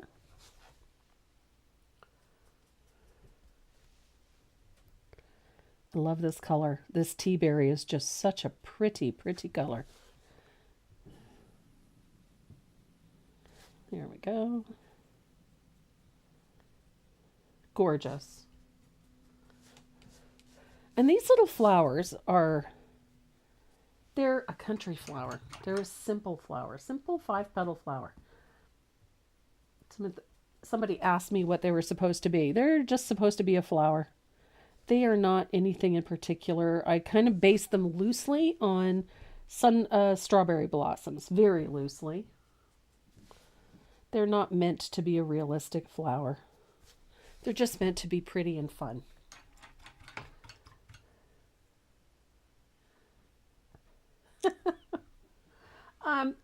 Yeah, Sandy and I both had a tremendous amount of input into the selection of colors this year. Both Sandy and I do a lot of trend reports. We also do a lot of trend research to look for what's coming next. And then we have the pleasure of working with Beth at Decor. She's in charge of new product development. She also has a degree in art. She's an incredibly talented woman, has an absolutely insane knowledge of color. And so the three of us working together as a team, we kind of put together literally hundreds of colors. And then over the course of months, we get them whittled down. And then, of course, the final choice goes to Decor, but having the ability to have some input into it is fabulous. Hi, Carol.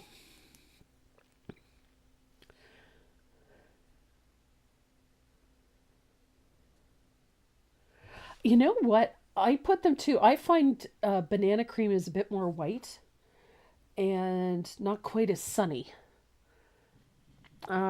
Banana cream is not a color I have ever used very much, but I gravitate towards this one a lot. This one has a little less gray and a lot more yellow, and I just love the tone of it. It's just has this glow that I really like.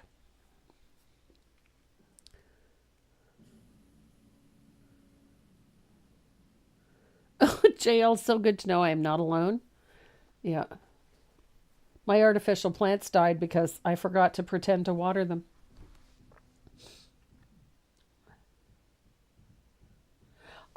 Whenever Decor comes out with some of the new ones, I try to see how they're going to work within what I do and how I can utilize them effectively. Sometimes I fall in love with all of them. Not always. Sometimes there's some in there that I just sort of go, meh, whatever. But that's not necessarily anything about the color. That has to do necessarily with how I use color. This time around, however, every single one of these colors has just talked to me. And I'm in lust with this one. That salted caramel is just the most gorgeous color.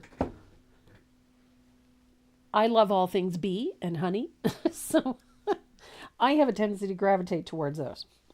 So we're going to, I'm going to show you something really fun. I'm going to add a little bit of texture to these flowers, and we're going to do that with dip dots. I love a good dip dot. And on that lighter side of the center of the flower, we're going to use little white dip dots. Highlights. Take them past the edge. It's okay.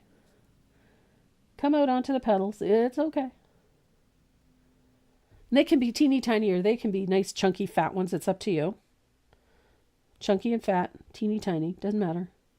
But we need nice dip dots. Look at that. How fun. So I've got white dip dots. Now I'm going to put some asphaltum dip dots in there. What is this? I'm with you, Lucy. I can grow stuff outside, but not inside. I don't do houseplants. I don't even own a houseplant. And then on the shadow side of this, we're going to do the same thing with some asphaltum. Nice fat ones or little teeny tiny ones. It's up to you. Don't forget to come past the edge.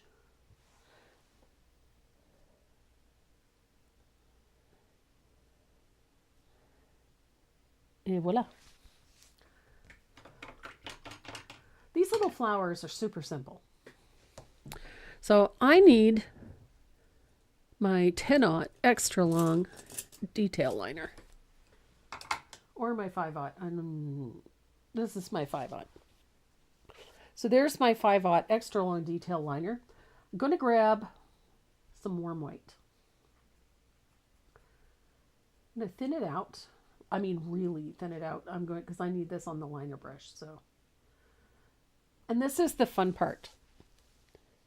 Are these anemone? These are little flowers. Not realistic. I love anemone. So coming towards the center on the edge of the petal, I'm going to press down and then I'm going to do a little scribble on either side. Press down. I like the little scribbly thing.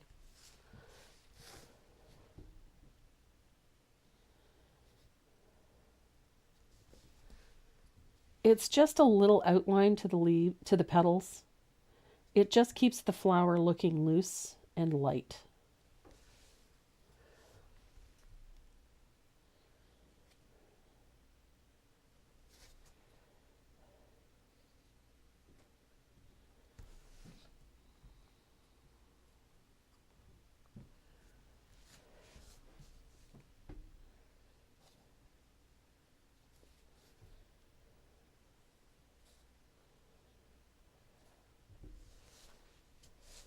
I like the simplicity of this. There is a lot of design elements in here, but I like the simplicity. You know, these are not complex designs, but using, some more complex themes, I think they work really nice. And I like anything farm or country. It just appeals. Hence the reason for the checkerboard. Somebody asked me why I've been using the checkerboard so much. There's just something intrinsically country about a checkerboard. And it works. Doesn't it work? It works. Super easy. Hey, Faye. Oh no. Get mice in the RV. Oh. Yuck. So I'm going to do something similar to the leaves. Yeah, you could absolutely use chicken wire. Chicken wire would work really nicely too. I kind of go back and forth. I use chicken wire for a lot. I go into the check. You could do polka dots. I think polka dots would be super cute with this. If you wanted something a little different, yeah, I think polka dots would be cute with this. I wouldn't go really big. Like 3/8 would be about the biggest size polka dot I would use. Is it weird that I love the egg more than the flowers? No, no, no, no, no, no. It's not weird. I love the egg. I just gave it flowers because it needed something to sit on. That's all. So I'm going to do the same thing to the leaves that I did to the edges of the flowers. I'm just going to use a light outline with a little bit of thinned margarita. And I usually tuck a little bit of warm white into that just so that it's a little more opaque. But again, it's just a very loose, sketchy line. Doesn't have to be on the edge of the leaf. It can go off the edge of the leaf. It doesn't matter. I like the softness that it gives this. It's not hard-edged. It doesn't sharply define anything. Weird is normal here. You're normal? Yes, you are normal. Normal is the setting on the dryer. Well, depending on your dryer.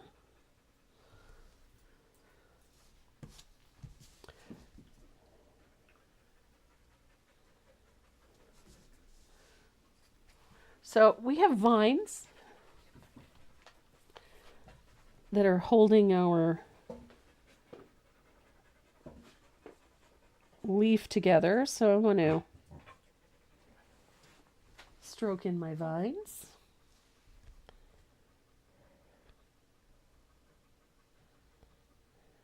That tongue is hanging out the side of your mouth.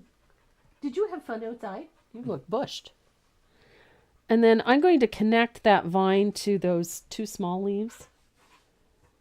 Like that. And then I treat those two small leaves the way I have everything else. I'm going to give them a little thin outline like so. No. Yeah, because that's what you need. Cannabis. It's my hand lotion. Hey. A Vicky of cheese with a mouse. That would be kind of cute. So I'm going to dry this real quick. And then I have to figure out my lettering here because I goofed.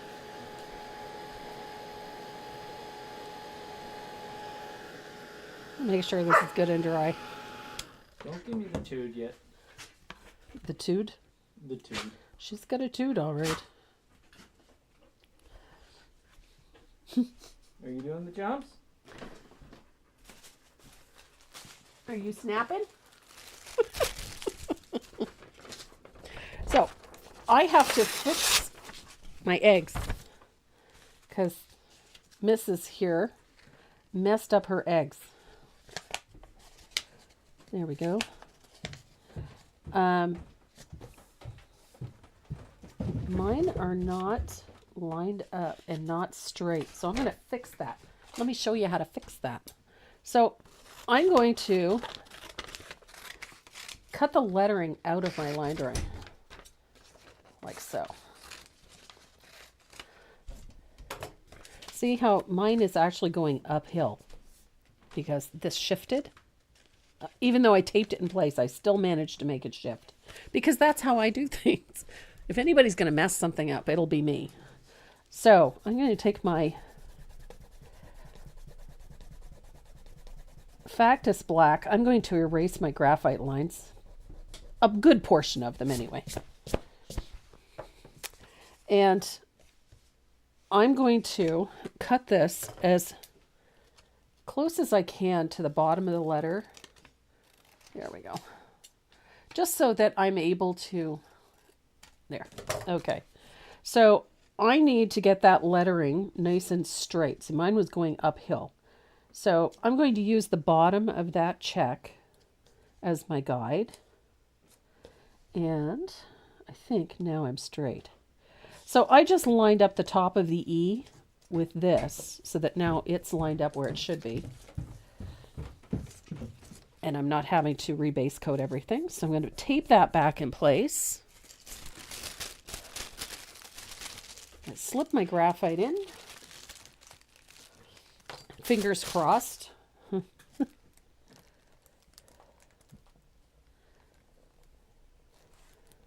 My lettering was going uphill. It somehow got shifted. And I can't have that. So I just erase my lettering and then put the lettering back on straight.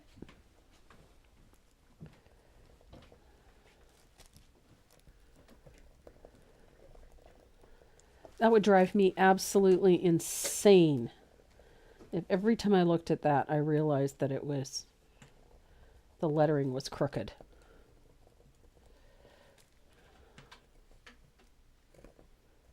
There we go. And this way, I can look at this and know that it is not crooked anymore. Because otherwise, it would be screaming out at me like a bear on a bicycle. There we go. Much better. Okay. Lettering straight. What's for dinner tonight? We are having chicken lo mein. That is what we're having tonight.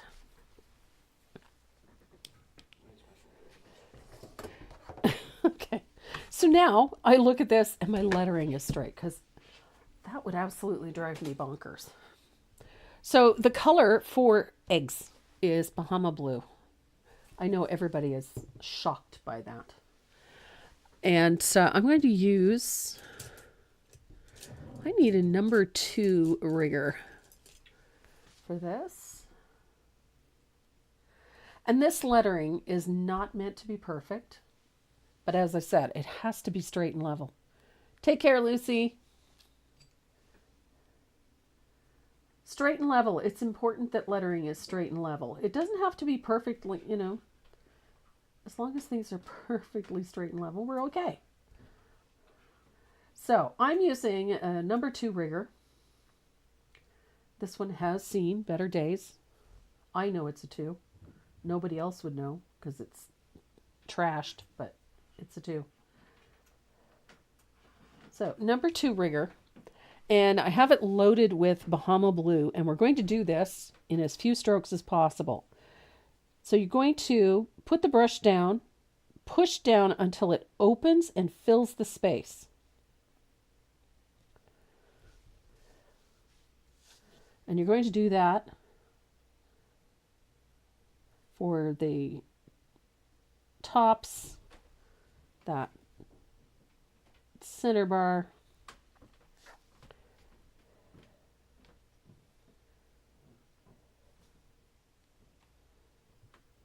here we go.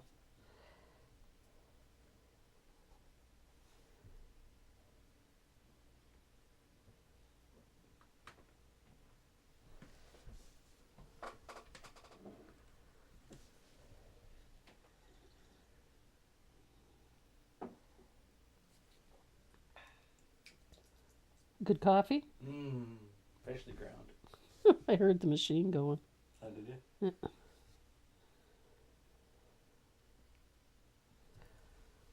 Easy peasy. We had a little training session outside. Ah. Husband is at a dart tourney today. So.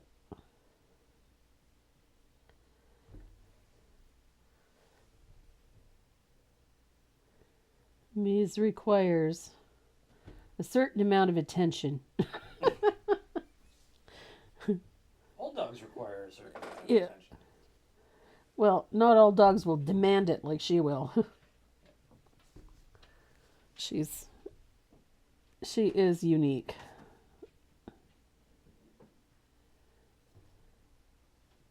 If you have a Dane or a Newfoundlander, it's different. Yeah.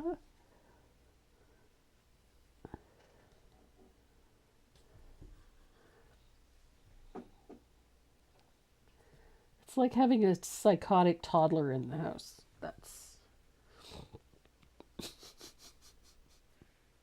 Yeah, that's the best way to describe it. Yeah. Psychotic toddler. Yep. She's pretty demanding. She's got an attitude, so she talks back, which I think is hilarious. But you can't let her get away with it. Karen Jones, tonight is leftovers, scalloped potatoes, and baked ham. Renee's least favorite food. I don't. It's the one food I will not eat. I know. Well, no worries here because I don't like making them. So, and nobody eats them. Oh, what color would you use if your eggs are brown Oh, brown eggs or blue eggs? or blue eggs. I would be using it like a mixture of Bahama Blue and white and asphaltum to get that. I would just use more Bahama Blue in this to get that sort of blue What tinge. would you use for brown eggs? For brown eggs, fawn. Fawn. Seem right. I guess with the asphaltum. Yeah, with the asphaltum, that would be it. Yeah, I would use fawn for a brown egg. Renee using the leash on Mimi? May? Maize. Linda Stevens Johnson there on Facebook. Oh, okay. It has helped so much. Thanks for the advice. We're using the leash with maize in the house. Yeah. Yeah, and it works really well. She doesn't like it, but... Hi, puppy dog. She also doesn't like the cat door. Just saying, because she sticks her head through it. Well, it's because she can't fit the rest of her body through the door anymore. Okay, so we have eggs. Bahama Blue. The lettering at the top is going to be done with, I'm going to use the same brush, that number 2, but we're going to use thinned warm white. Now, these letters are not going to be perfect. Tomorrow's one of the Moreau's favorites. Oh, she's making rouladen. Oh, is she? How soon can I get a flight to Edmonton? I don't know. Oh, I'd have to go to Edmonton and then where? Red Deer? She close to Red Deer? No, oh, Elk Point. Elk Point. That was further north. Yeah.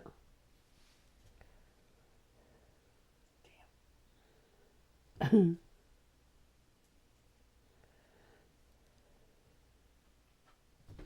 Now, the trick with these letters up here is it's more like drawing them with a Sharpie. I know this is going to sound strange. I'm going to go through and do the vertical lines and square them off. We're not looking for perfection. We're just looking for straight at this point.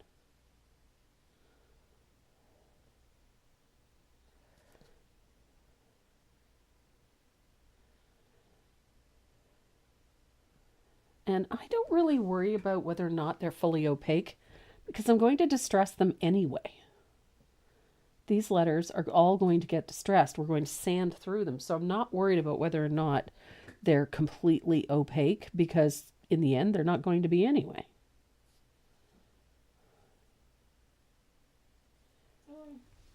I'm really glad that the advice I gave you works.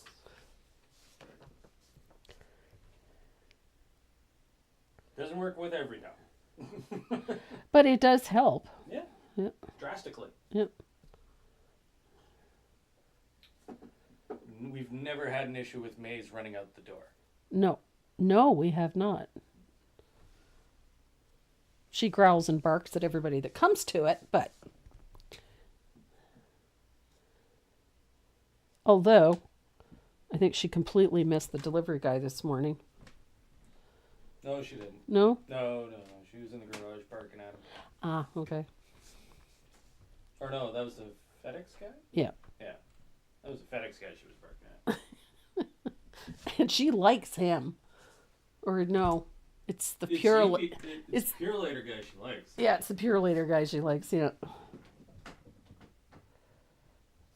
Not sure why. She didn't like anybody else. Phyllis Griffey is wondering, when did you start doing these Saturday lives? About 3 years ago? April 16th, 2020. Yeah, almost 4 years. Oh. 4 years. 4 years. Holy. Yep. The first one I did was April 16th. And that was a fundraiser for women in the South America. in South Americas, yes. I think it was a Bolivian one, wasn't it? No, it was Brazilian. Brazilian. Yeah, it was the women in the favelas. Yes. Yeah. Which was a remarkable experience, I have to tell you. Doing a live with close to 30,000 people watching was cool. But yeah, that was the first big one I did. And then I started doing a live every Saturday. Just painting. And it's been a hoot and a half. I've loved every minute of it. Can be a lot of work, but that's okay. I don't mind the work. So there's our lettering. Super simple. Again, I'm not looking for perfection. I'm not looking for fully opaque. None of those things matter at this point. So I'm going to use a sanding disc and I'm going to distress this lettering at the top. And then we're going to do a little bit of shading on both top and bottom. A little shading and highlighting. And then to show you a quick trick to lift the lettering off the surface. Just a little bit. My pug refuses to use the front door. Do you think the egg would stand out if you did your background as distressed barnwood? Yeah, absolutely. White on white works. I have a tendency to gravitate towards the high contrast. That tends to be the way I like things. But I really like the idea of the distressed barn board back there. But what I would do in that case, I would make sure that I've got some nice deep shadows in behind and around to support that element in the front. That's all I would do. But yes, a barn board I think would look great on this. So I've got, this is a very fine sanding disc. And remember when I did the sanding on this, I did everything vertically. I'm going to do the same thing here. With light pressure, I'm going to sand these letters, and I'm focusing the sanding on the letters. And I'm just going to wear through the paint a little.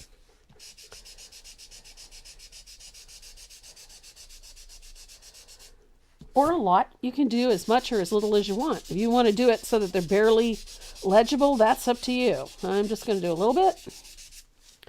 And yeah, I know it looks like we've got a smudge. I'm just going to wipe the dust off. And then I'm going to take a little bit of asphaltum and my brush because we've got asphaltum on our background. I'm going to put a little back on because I just scraped it all off. So I'm just going to work around my lettering. Were you nervous when you first started doing your live? I don't think nervous. Felt a little out of my element, but not nervous. No, nervous. No. Awkward, yes, but not nervous. I think all of us, when we're working on something that is outside of our normal realm of experience, we're going to be a little awkward.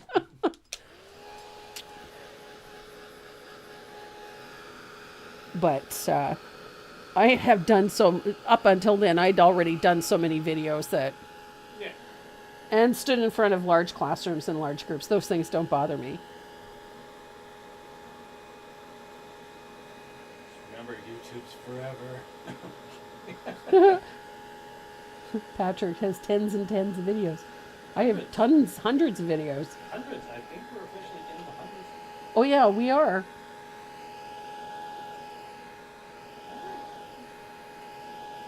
We're in the 300 mark. It did. There we go. So we are going to use another one of the new colors that Deckwart has put out this year. It's this one, Stormy. It's one of those colors. It's grayed, it's muted, it's cold, it's cool. It has a nice little purpley undertone that just works, and it looks great over top of Bahama Blue. So that's the shading color we're going to use for our lettering. And Stormy is, oh, it's just such a lush color. It's so great. So I'm going to shade the bottom of my letters, and I'm going to pull that blue up about not quite halfway. And again, it doesn't have to be perfect. I am going to soften that a little bit though with my mop brush. I don't know what Renee's doing there. What you doing? I want to see how many videos you have. Oh, close to 300.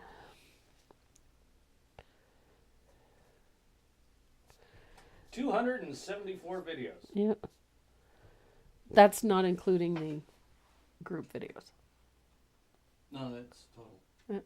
Okay. Yep. 274. 274 videos.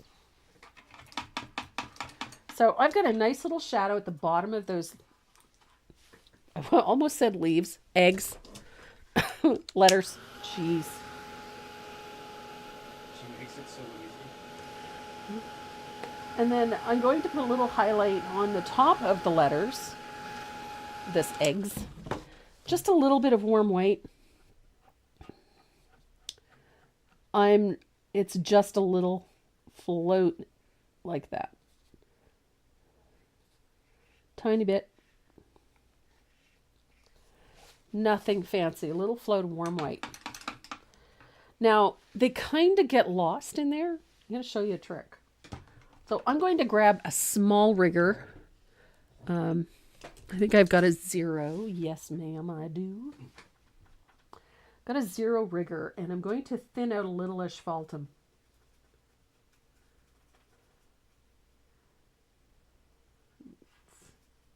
Needs to be quite runny. And I'm going to use the rigger, and I'm going to make another letter right next to the first. Just a little line, like so. Of course it does that. Does what?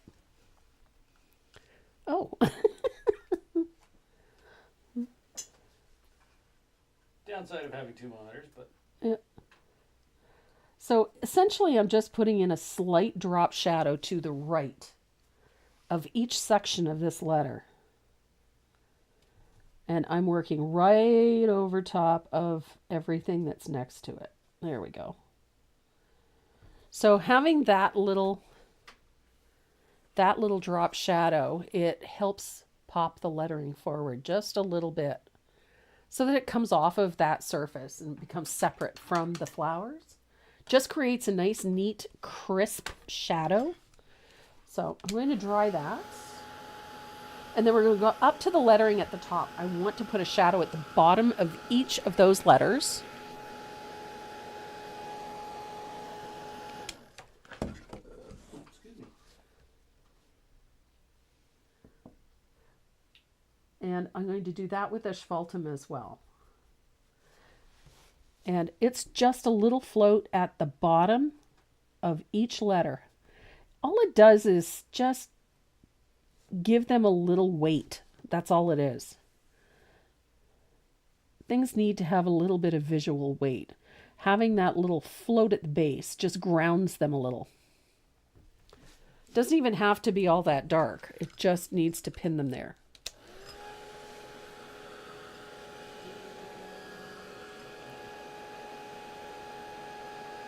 What is your most viewed video?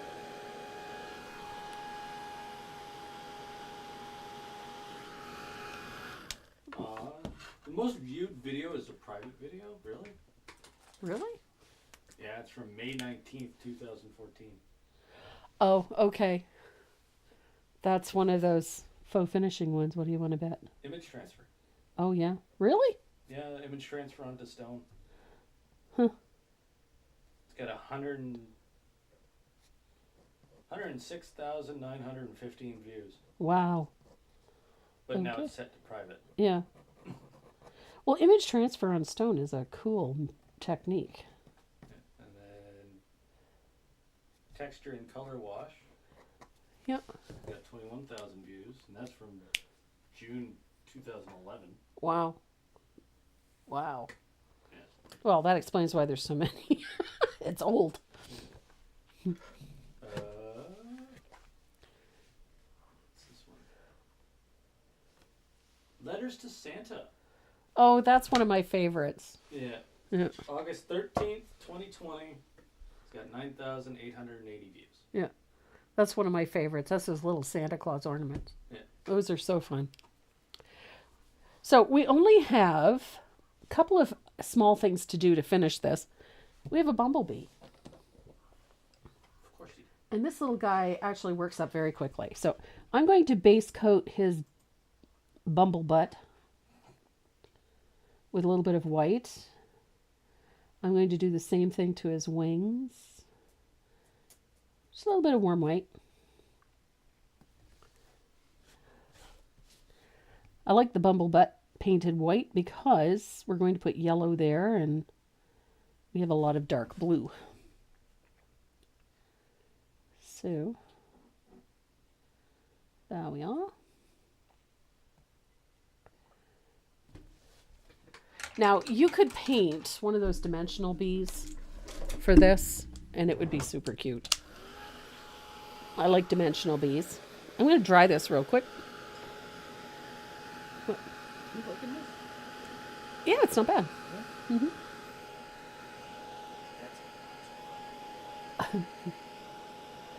So we'll dry that, and then I'm going to paint the head and the body, or the thorax, that little center portion of our bee. And then the little round head, well, domed head, right there. Lamp black.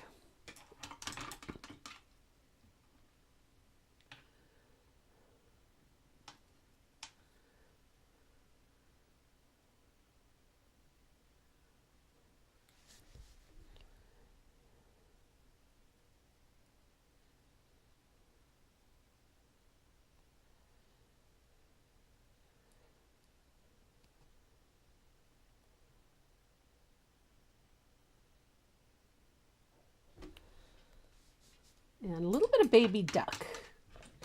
Now, remember what we did with all the yellows down here? I'm going to use that same tea berry to shade that yellow.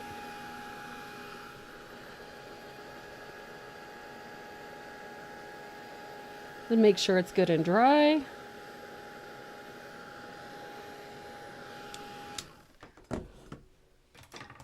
Now, I've got some angled shaders.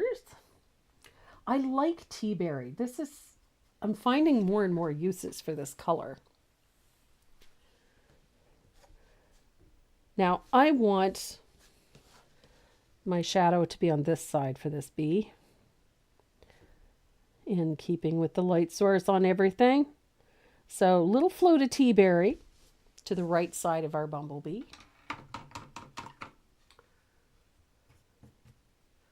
And we're going to float on the wings with a little bit of Bahama blue.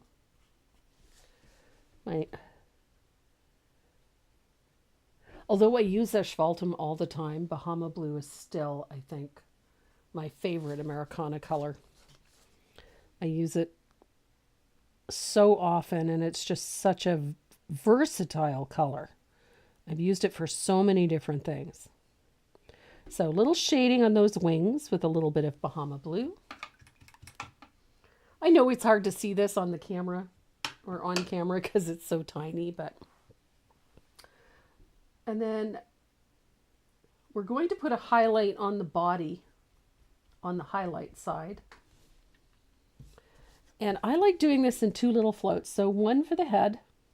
Oh, get some paint on the brush, Trace. So a little bit of paint on the head, like so. And then a little highlight on the body.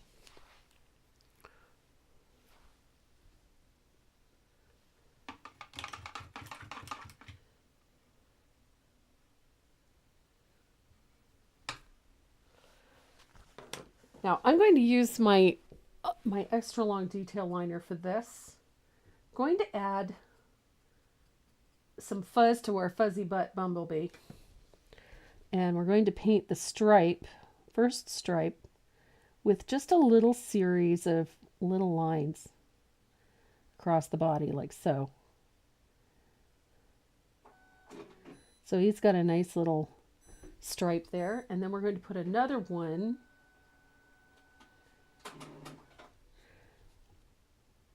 and then this one needs to be a bit wider, I think. There we go. Wasn't quite wide enough. Otherwise, he was going to be a hornet instead of a bee. And then little lines at the bottom here. We're going to give him a fuzzy butt. Gail, Gail,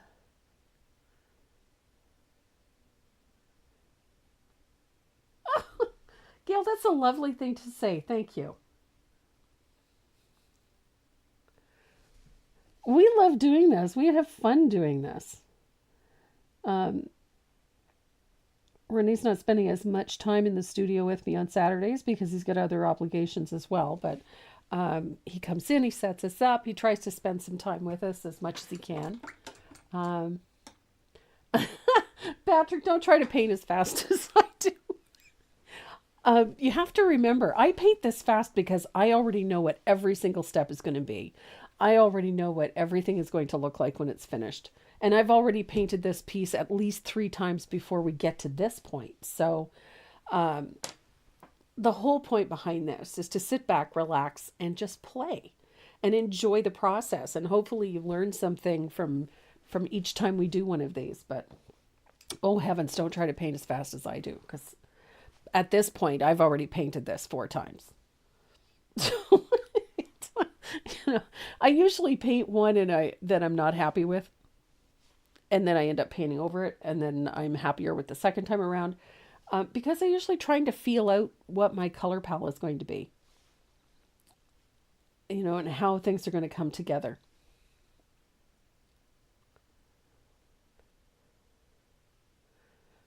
So that's with my process, it's sometimes I'll paint them 4 or 5 times. So yeah, it takes me a while. So our little bee now has stripes. We're going to put a few little lines of highlight right here. Oops. And they need to be quite fine. And this is just on the highlight side. And then on the body, he needs a little stroke, a little highlight there, and then a little highlight on the head.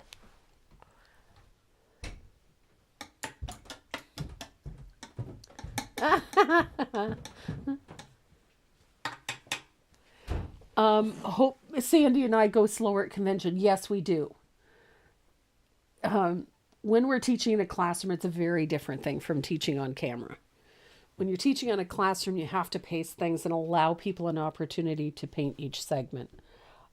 Because on video, we only have a limited amount of time that we can do these things. So I have to be able to finish it within a certain period of time. So, and because you have the ability to rewind it and watch it again later, it's a little bit different. And it's free. And it's free. That's the other thing. But yes, we're a little slower when we're in classroom. Actually, we're a lot slower because we have to give people an opportunity to finish each step. I'm excited about going to Chattanooga. It's the first convention that I've been to. I've only have gone and done any travel teaching twice in the last 4 years. So I'm really excited. I'm looking forward to it. I love the atmosphere when we get to a convention. So our little fuzzy butt bumblebee needs some details. So we're going to detail him with my gel pen.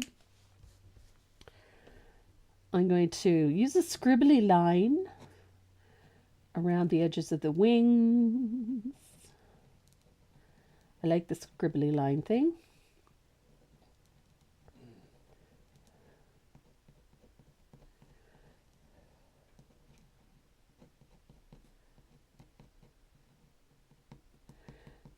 And I'm also going to use my gel pen to put a few little details on there. And I take the gel pen down onto the flower as well. I'm going to make squiggly lines around the center, like so. I like my squiggly lines.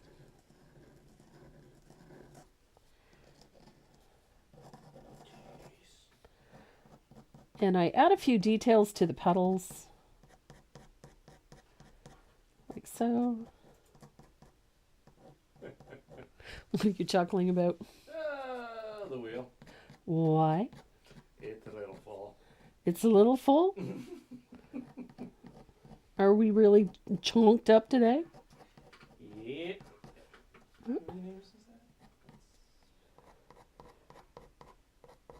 Where'd it go? There it is. Oh, okay. I thought that was the number of people on here, but that's the version of the wheel. Okay. Okay. It's still 220. Nice. It's no different than what the version of the wheel is. There's 220 names on the wheel. Okay, so. And we're on version 288. Wow. Yeah, 220 names on this sucker. So there is a couple of little things that I like to do to finish this. Now, one of them is we're going to put a shadow in at the base of our egg, underneath our twigs and nest, whatnot. We're going to come in here with a float of lamp black in behind that flower, and you're going to keep it loose, and it is just enough to deepen that shadow back there. There we go.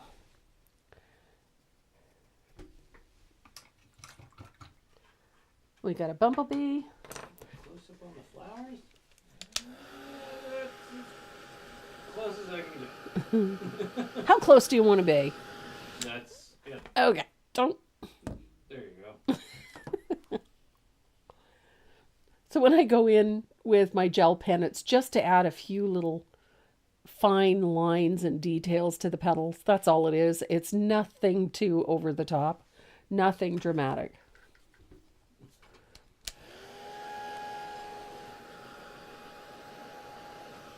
So I'm going to grab my Factus Black. This is where I go in and I clean up all of those graphite lines.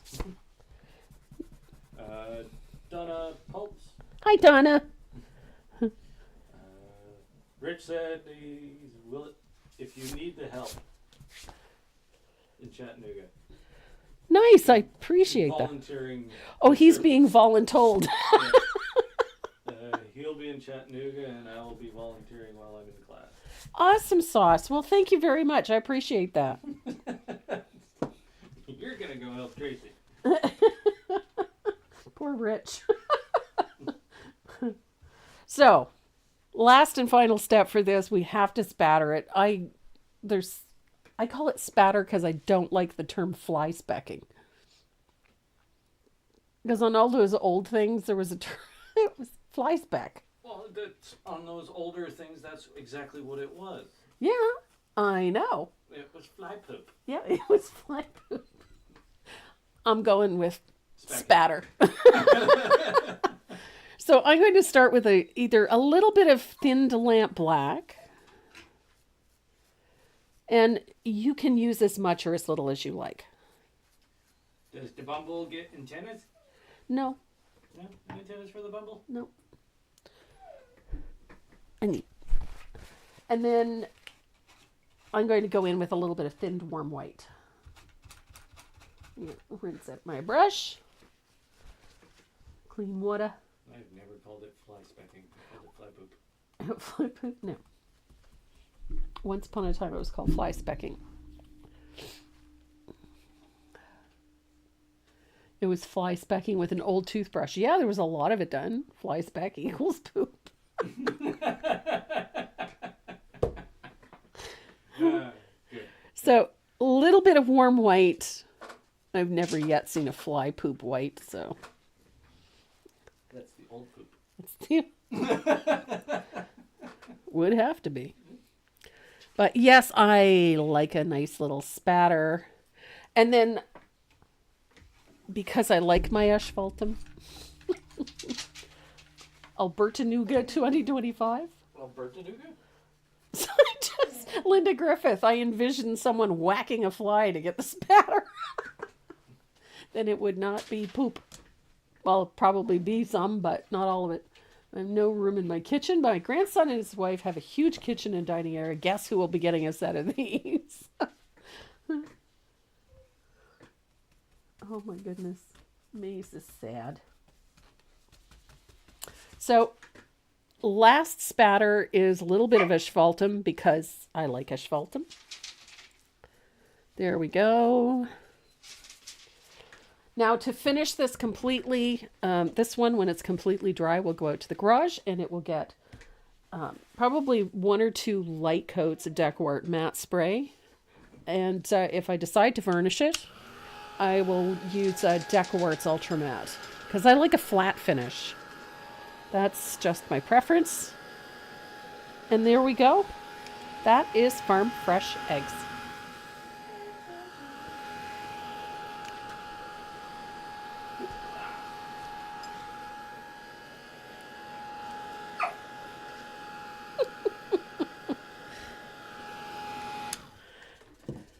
Fun and easy. This is an easy paint. I know it doesn't seem like it, but it really is. There it is. Boom. Farm Fresh Eggs. Next Saturday, we're painting what is probably my favorite in the whole series because I love this. I love chickens. I have a thing for chickens. Except that's a rooster. Chicken. It's a rooster. It's not a rooster. It's a chicken. It's a rooster. It's a buck. It's a rooster. Can you fluff up the feathers and show me where? This is. Don't have a waddle. It's a chicken. Some chickens do. Only roosters have waddles. Really? Yeah. I suppose. Rooster, whatever. It's a chicken. It's edible. It's edible. So this is the one we're doing next Saturday. I can't wait because I love this one. I love the technique for this one. It's just a blast to do. You're going to enjoy it. And it's super easy. You cannot mess this up. It is great feathers, a great way to paint feathers. So this is the one we're doing next Saturday. Farm Fresh Poultry. I love this one and it looks so cute with the dimensional bee on it. So you can do it either way. So with the dimensional bee or with the standard bee. Line drawings are going to be in the pattern anyway. So that is for next Saturday. And the only thing we have left to do today is to spin the wheel, find out who our giveaways are going to. We have 3 great 5-brush sets of Dynasty Black Gold specialty brushes. Plus we have a wonderful surface. It's a 6x6 postage stamp with the butterfly. So you're going to have that pretty little surface. Plus we've got a gorgeous set of pencils from Tombow and some other goodies that we throw in just for fun.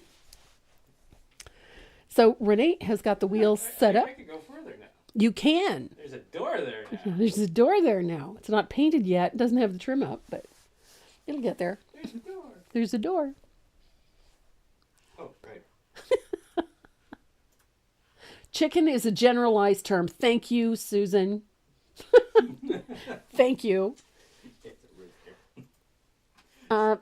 The stencils that I got from Sandy Carroll are the swirl circle and the swirl background. I've had them before, but I've got some more coming. So Bonnie Cloak. Bonnie Clark. Cloak. Oh, see, okay. That I thought you said Clark. Not only can I not talk properly, I can't hear either. Bonnie Cloak. Okay. Yeah, a German name. Hens and roosters are chickens. Thank you, JL.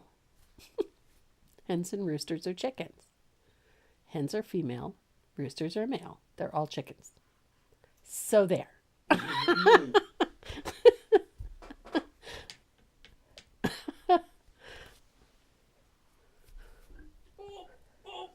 Who's that? Glenda T-Rink Skim? Wow. Where's Glenda? Scheme. Glenda Scheme. Awesome. So, as always, guys, hop on over to my website, tracymoreau.net. Click on the little speech bubble in the lower right-hand corner and send us your shipping information. It makes it so much easier for us. And that way we can get your goodies out to you as soon as possible. Aw, Kathy, thank you. That's a nice thing to say. We're a bright spot in her week. Good. And we got one more. Gail Cummins. Gail Cummins. Awesome.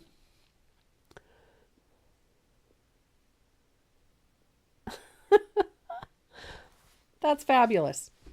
Hey. There we go.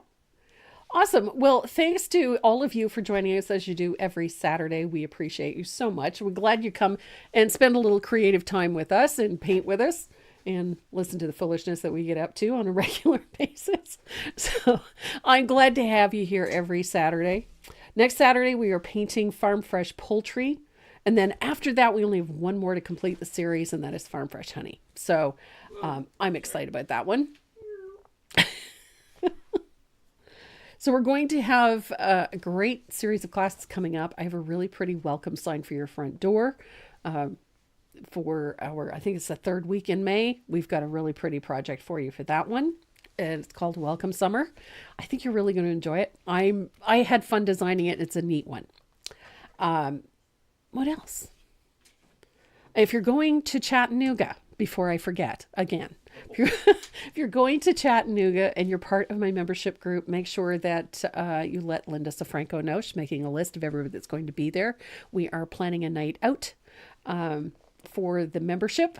You have to have the bail money. I'll have you on speed I'll dial. have enough to cover at least 2.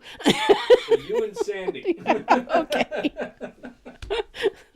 So make sure that you let Linda know that you're going to be there so that we can make sure everybody's taken care of. And if you are taking any of my classes, I'm doing a special event with Sandy McTeer. It's called a mystery class. So make sure that if you're not registered, get registered. We're going to have lots of fun.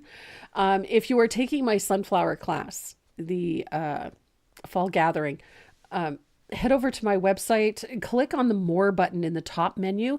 Scroll down to Tracy's supply lists. You'll find the supply list for that class in there, and my requirements in the classroom. That's all. Super simple, but if you're looking for that information, that's where you're going to find it. And anything else? Robin Storm, so the rest of us are just going to sit in the slammer? Maybe. Yes. As my dad would say, be wise of who you keep as company. Yeah. So if you're in jail because you hung out with the wrong people, Yeah. In for a penny, in for a pound. Ooh.